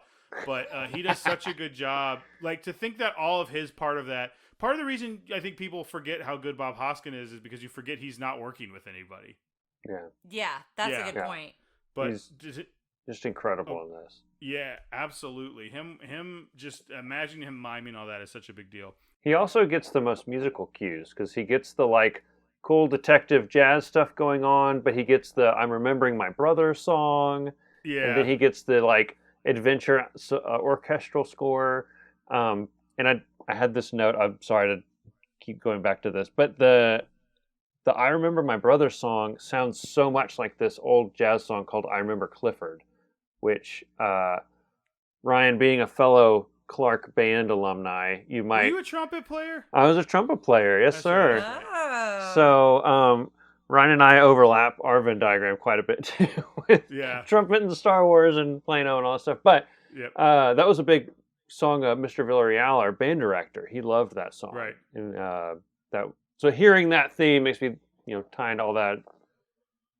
It really sticks out. But I thought it was an amazing way that they incorporated that kind of jazz into it and flipped back and forth. But yeah, he had Yeah. 3 themes. So The princess, I think, is Roger Rabbit, and Roger Rabbit is such a well-designed character, I think, and super interesting and funny. I really like. He's fun to watch. Like, he was, for a while, they wanted him to be like the 5th, like, major character at the parks. Like, it was supposed to be Mickey, Minnie, Oh. Donald, Goofy, and then they were trying to get Roger in there. I think in general they've really dropped the ball on this IP for some reason. I'm not exactly sure why, because I feel like it's something where you can incorporate all your other IPs into it. And it should fit pretty seamlessly, and they just I don't know. They tried doing it in some things at the thing. There's Toontown in Disney World and Disneyland, and I know there's that ride, but the ride's kind of standard. So yeah. So what do you guys think about Roger? Oh, I thought Roger was great. And I think, like, all the tunes, but Roger specifically, I feel like brings a lot of humor that's needed throughout this film through some of the dark spots. And I just think he's a joy. I really like Roger a lot. yeah, I love Roger. I like his motivation. I think he's very like true to his character. Like, you know what he's about. Like, he lives in that world very well. He really wants to like connect people, make them laugh. Every time he freaks out and his eyes bug out and he goes, "Wah!" and there's a horn blasting that he Yeah. generates also. I love that. Like I want that to be my ringtone and like annoy everyone around me. Yeah. think That's that'd not gonna annoy any patients if that happens. And his Oh, excuse me, my wife's calling. Yes, and his Puh-puh-puh-please, like, and that was Yeah. something that I know that the voice actor, I think, added or did on his own, and then they kept it in. I don't know. He talks about it in the prop episode a little bit, but that, How are the sidekicks? I liked Benny the Cab a lot. You liked Dolores. I mean, yeah. those seem like the sidekicks. Is Jessica Rabbit considered a Yeah, sidekick? I'd say that too. Yeah. The weasels are problematic in some moments, but overall I like them as well as They're like good henchmen. villains, yeah. Yeah. I like. Of course, I'm very fond of Benny because he gave me my systematic Francis Yes. catchphrase that I popularized. So, Favorite musical number? I think I said it. I love Daffy and Donald playing dueling pianos, like literal dueling pianos. I think mine. I like Jessica Rabbit because I like her entrance. That song's really good That too, and I song's thought it really was good, and that's just a jazz. her That's a dress. standard, isn't it? It's some sort of jazz standard. I think that's just a song just for this. I think Yeah, I've heard I it have somewhere no else. I don't idea. know. I'm not as versed in jazz. I probably should have saved my comment for this part, but I really liked that I Miss My Brother theme because it reminds me of I Remember Clifford so much. So, Does it hold up? So, I have like a sudden turn on this since I've been told it's PG and not PG-13. When it was PG-13, like we'll still talk about this stuff, but like I was like, oh yeah, guns and firearms, drinking, smoking, all that's in there. But it didn't really bother me. It was a PG-13 movie. As a PG movie, I'm a little like, wow, they really pushed the guns and smoking and all that in this. Yeah, I think it holds up as in like I think it feels like it could have been made today. I think it in fits that for regard. the period. Yeah, in that regard. But yeah, I would agree with you. I think it's one that it is very good. It is very funny, but I do think you need to be mindful. We all saw it when we were very young and probably too young. It's debatable if we turned out okay. I think we all did, but I think as a parent, and I mean, Ryan, you're a parent. Have your kids seen You said that this? for a second. I thought you were talking to me, and I was like, "What?" Like, what? No, but This is- have your this is kids how we seen reveal this? And something I don't on the know. podcast. I don't know the ages of your children, but I didn't know. Is this something that like you're gonna make sure you wait enough time for them to watch it? And I didn't know if you had any insight being a parent. Yeah, and I am probably gonna fall on one end of the spectrum for like parents showing their kids movies because I will just like thrust things in front of my kids and like I had to sit through this. You're gonna love it, and I'll just deal. But so we did show this to my son. He is now 10. We showed it to him a few years ago, and I think that viewing was the first one I had of this movie as an adult. We watched it with him, and I was like, oh, there's a lot of stuff in this. Okay, but it's. So I would. My daughter right now is 6, and I would probably hold off a little bit, or maybe we'd watch it. She doesn't. She doesn't sit down and watch a whole movie usually anyway. But there's enough stuff in there that I think it's a lot of opportunity for conversation. So if you like stopping a movie and saying, now you see how much he's drinking this stuff called alcohol, and that's bad, and this is what we did. If you like that kind of movie experience, then this is great. But yeah, be warned. Yeah, and I think too there is something to be said that depending on the age, like my Ryan kept mentioning like where things were going over your head, right? Things you wouldn't have caught. And I think there's something to be said about that because I watched a lot of things that were not age appropriate as a kid that like I didn't catch what was inappropriate about the dialogue and whatnot. So I do think there's something to be said about that. But I will say the scenes with Doom and especially his death scene, I think you have to know your child to know how sensitive they would be to something like that, I would think. Well, speaking of Doom, I, for some reason, when we started this today, completely forgot, like, as soon as we started mentioning Doom, I'm like, oh man, we're going to get to do Doom for the villains ranking.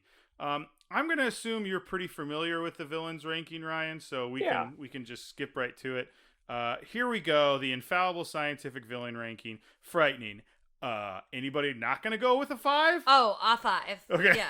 5. He's gonna score pretty high, I think. I for some reason haven't thought of Judge Doom on this list, and as soon as we started, I'm like, oh, he's gonna be pretty high. Yeah. Funny. I would like to give him a 2 because of the "don't move" line. That's it. Other than that, I think a 2 is very generous. But what do you guys think? I think a 2's fair, like, because he has a few moments of levity, or a few moments where, like, his intensity fits a humorous mood. Like the shave and the haircut bit, like, he plays it so straight, but that's pretty funny. But he's just terrifying the whole time. So yeah, what are you gonna give him, Tara? I'm gonna give him a 1. No, I I'm agree with with you. why you guys are giving him a 2, but I think those moments don't stick out to me as much because he's like so horrifying. So up next is Fierce. I don't know. I think he's got some cape drama because he's got kind of that duster jacket, and I think when he does that like 180 turn, it's very like ha. But it's also very methodical. Like he's trying to hide the fact that he's attuned, so he's trying to be very stiff. But he commands the room. Like when he's in the room, like his presence is pretty heavy. I'm going with a 4. Like he's very intense, and he doesn't have to say a lot. And like for moment 1, like again, one of the first things we see is him murder a tune. Yeah, like that's like his opening scene. So well, from his first thing, he's like stabbing Valiant in the hand with his cane, and he's immediately like alpha moves on everyone around him. I'd give him a 4. A 4, okay. We have effective. I mean, he almost. I want to give him high marks on this too, because he like behind the scenes has become he's created a company. He's created a company. This is like you realize his plan goes all the way back to when he murdered Eddie's brother, which I'm assuming was like half a year or further. Well, all the dust on the desk on Eddie's brother's stuff makes you think it was a while ago. And that's why he robbed the bank to get the money to become the single stockholder of Cloverfield, to buy out this stuff, to murder up to like it's a very intricate plan that he's carried out, not to completion. So I don't think he's super high, but I think he was at the legitimate precipice of getting exactly what he wanted. He was yards away from destroying Toontown. I think it's a 4. Yeah, I think he was there. was like mine. He had the mobile. It was filled with the dip. Like the time, it was almost midnight. Like you said, he basically was there. Yeah, I think a 4, and especially with the complexity of his plan. I mean, he wasn't just oh, I want to stop you, or I want to do this one thing. He's like for decades or years or whatever. So yeah, 4 for sure. Design. I like his design okay, but I like it even more watching it this time and realizing his teeth looked fake. He had that makeup line. There are little things in his design that we are not meant to see the first time, but are to lead us to make us go, there's some, like, you think he's bald, but he's got that little bit of hair. Well, like, even Christopher Lloyd, when you watch the prop show and he puts on the hat, right? Is it the hat? Yeah, I think he does. Like he totally, because he touched it without a glove, and all the scenes after that, you see him with gloves. Yeah, on. but he totally transforms back to that character, and I think there's something to be said. I think that's performance, but I think that's included in design for him. I think all of the little meticulous things he does as Doom because of the trajectory he knows his character to become. Right? Yeah. Like I give him a 5. Okay. Yeah, and if you contrast that with when he goes into like freak out tune mode, how well those complement each other, and it still makes sense in his design, but it's also so different with his eye. Like when they close up on his eyes and they're like doing the swirl, blinking red and white. Like it's awesome. And the whole performance, I think, by him, and again, I think that's performance versus design, but I think it's hard to split them up in this, right? So. What number do you give him, 5. Ryan? I'll go with a 5. I gave him a 4 a little bit because it's a hard 4, but I just still gave him 4. Go away heat. I think I'm gonna have to give him really high go away heat because when I was a kid and I first watched this, there was nothing I wanted more for that last scene of him to end. Like I was hiding. You're like, get out of here. Yeah. And it's crazy because I think nowadays he gets like a 4 as well in Yes Factor for me because I was so excited to see him. I just forgotten about him. But I think he also gets a 4 in Go Away Heat for me because I was so scared. Like there's guys that scare you, and then this was horrifying. The whole time we're watching it, we're all going, this is horrifying for a kid. Yeah. Like, even when we saw that last bit, I was going, I kind of went, when does this scene end? Like, I liked him, like, outside of that, but I was like, okay.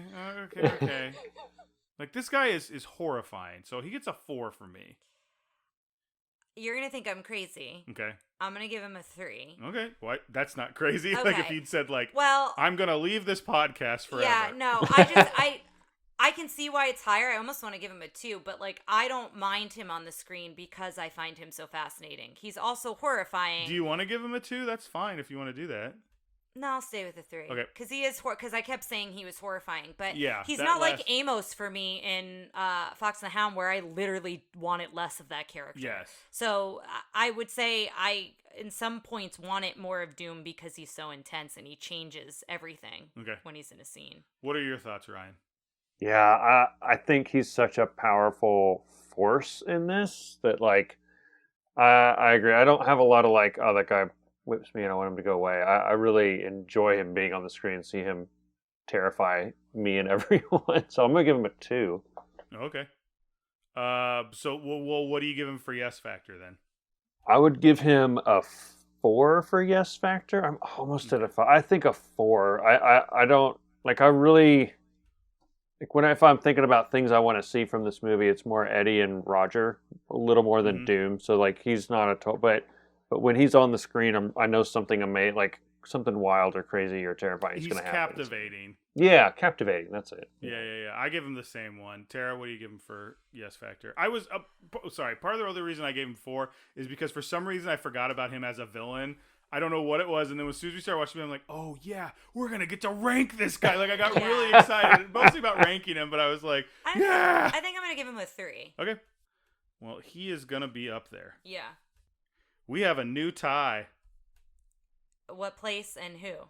He is now tied for 4th with Captain Hook. Wow. That's cool. I'm kind of glad he's up there. He deserves to be up there. I think he gets up into the top 10 mostly because he is so horrifying, crazy and horrifying. He's wild. Yeah. So yeah, he is now tied with Captain Hook, and it's so funny because they feel like such opposite sides of the coin of the villain thing. Like, Captain Hook is so different from Judge Doom, but I'm like, they deserve to be up there together. I agree. Yeah. So I'm assuming we're all gonna keep this. Like, oh yeah, it goes high on the shelf. I think very high. Yeah. This is a classic movie to me. It's not just a classic animated. It's there's so much done. And here, it's one that and interesting. It's a good. It's I would say it's one of my top film noirs. Yeah. Yeah. Like, period. It's a good film noir. Mm-hmm. Yeah. Were you going to say something? I was just going to say, and I think it holds up, as we said, like, it doesn't feel outdated. It feels like it's something, because it's a period piece, and I think just because of how well they did the live action with the animation, I feel it feels very timeless as well as period specific, if that makes sense. I'm shocked they haven't made a sequel. I know they've talked about it many times. I don't know. There's part of me that thinks that, but I still think there's missed opportunities for stuff. You never see Roger Rabbit at the parks anymore. I would agree with that. I think there's way more things you could do with the IP as it currently exists. What were you saying, Ryan? Yeah, I think there's I wish they could do something with the franchise. I wonder if part of it is just like licensing issues or whatever. But even if they just kept the Disney part of it, like, I'd love to see more Roger Rabbit. I wonder if it's a licensing with Warner Brothers. Well, that's what I think. They wouldn't have to put Warner Brothers in new stuff. I mean, yeah. I feel like they own so much stuff. There's got to be other animated properties they could put in here. Hopefully so. I think this is like you said, it's a great film noir movie. It's kind of a great buddy cop movie at parts. It's a great cartoon. It's got so much cool stuff. It's a really, really tight script. Like you said, everything kind of like sets things up and pays off. It's just a really, really good movie. So unless we do some major editing, this is going to end up being by far the longest episode. And I just want to thank you, because I know it's a Sunday night and I know you've got work and you have kids, and like, we are just so grateful that you're not only able to do this, but able to take the amount of time that this took today. Because typically it doesn't take quite this long, but there was a lot with this film. So. Well, there's a lot. We have a lot to say. I love getting to be here. I'm super excited. I've listened to the whole podcast so far. I haven't missed an episode, and I've just been a huge fan. So it's really, really exciting for me to get to this. It's a nice break from what I'm having to do at work right now. So Yeah, I bet. Yeah. Well, so as you probably know, we always ask our guests to plug something, whether it's a personal project, something you're just enjoying, a message of some sort, anything like that. So feel free to plug away. I'm a physician assistant at one of the main hospitals in Dallas right now, and I'm sure by the time this gets released, it won't have changed very much. We're still in the midst of a pandemic. If it has changed a lot, like so many great things have happened. If it has changed, I will be so glad to retract this. But if assuming like we're seeing really profound numbers still. My team's the main one dealing with all of the COVID stuff at our hospital. So my plug is if you get a chance to get the vaccine, I've got it. I have a lot of friends that got it. We helped do the study. Consider getting the vaccine if you can. Please do. Please keep doing all the smart things we're supposed to do. Wear a mask, wash your hands, stay away from people as best you can. Just hang in there a little longer with us because I feel like we're getting much closer to the end of everything. So that's my plug is please be considerate for us being stuck at the hospital, getting overflowed, and people who have pre-existing conditions like diabetes and stuff and don't want to get infected, and please just keep us in mind. We can all do this together. So thanks. Thank you so much for that message. Thank you for the work you've been doing. Thank you for all the work you're doing. Yeah, we have been preaching that to the choir, but we are those who are staying home versus out in it every day. Yeah. But yeah, just thank you for all you're doing to kind of help along the way for sure.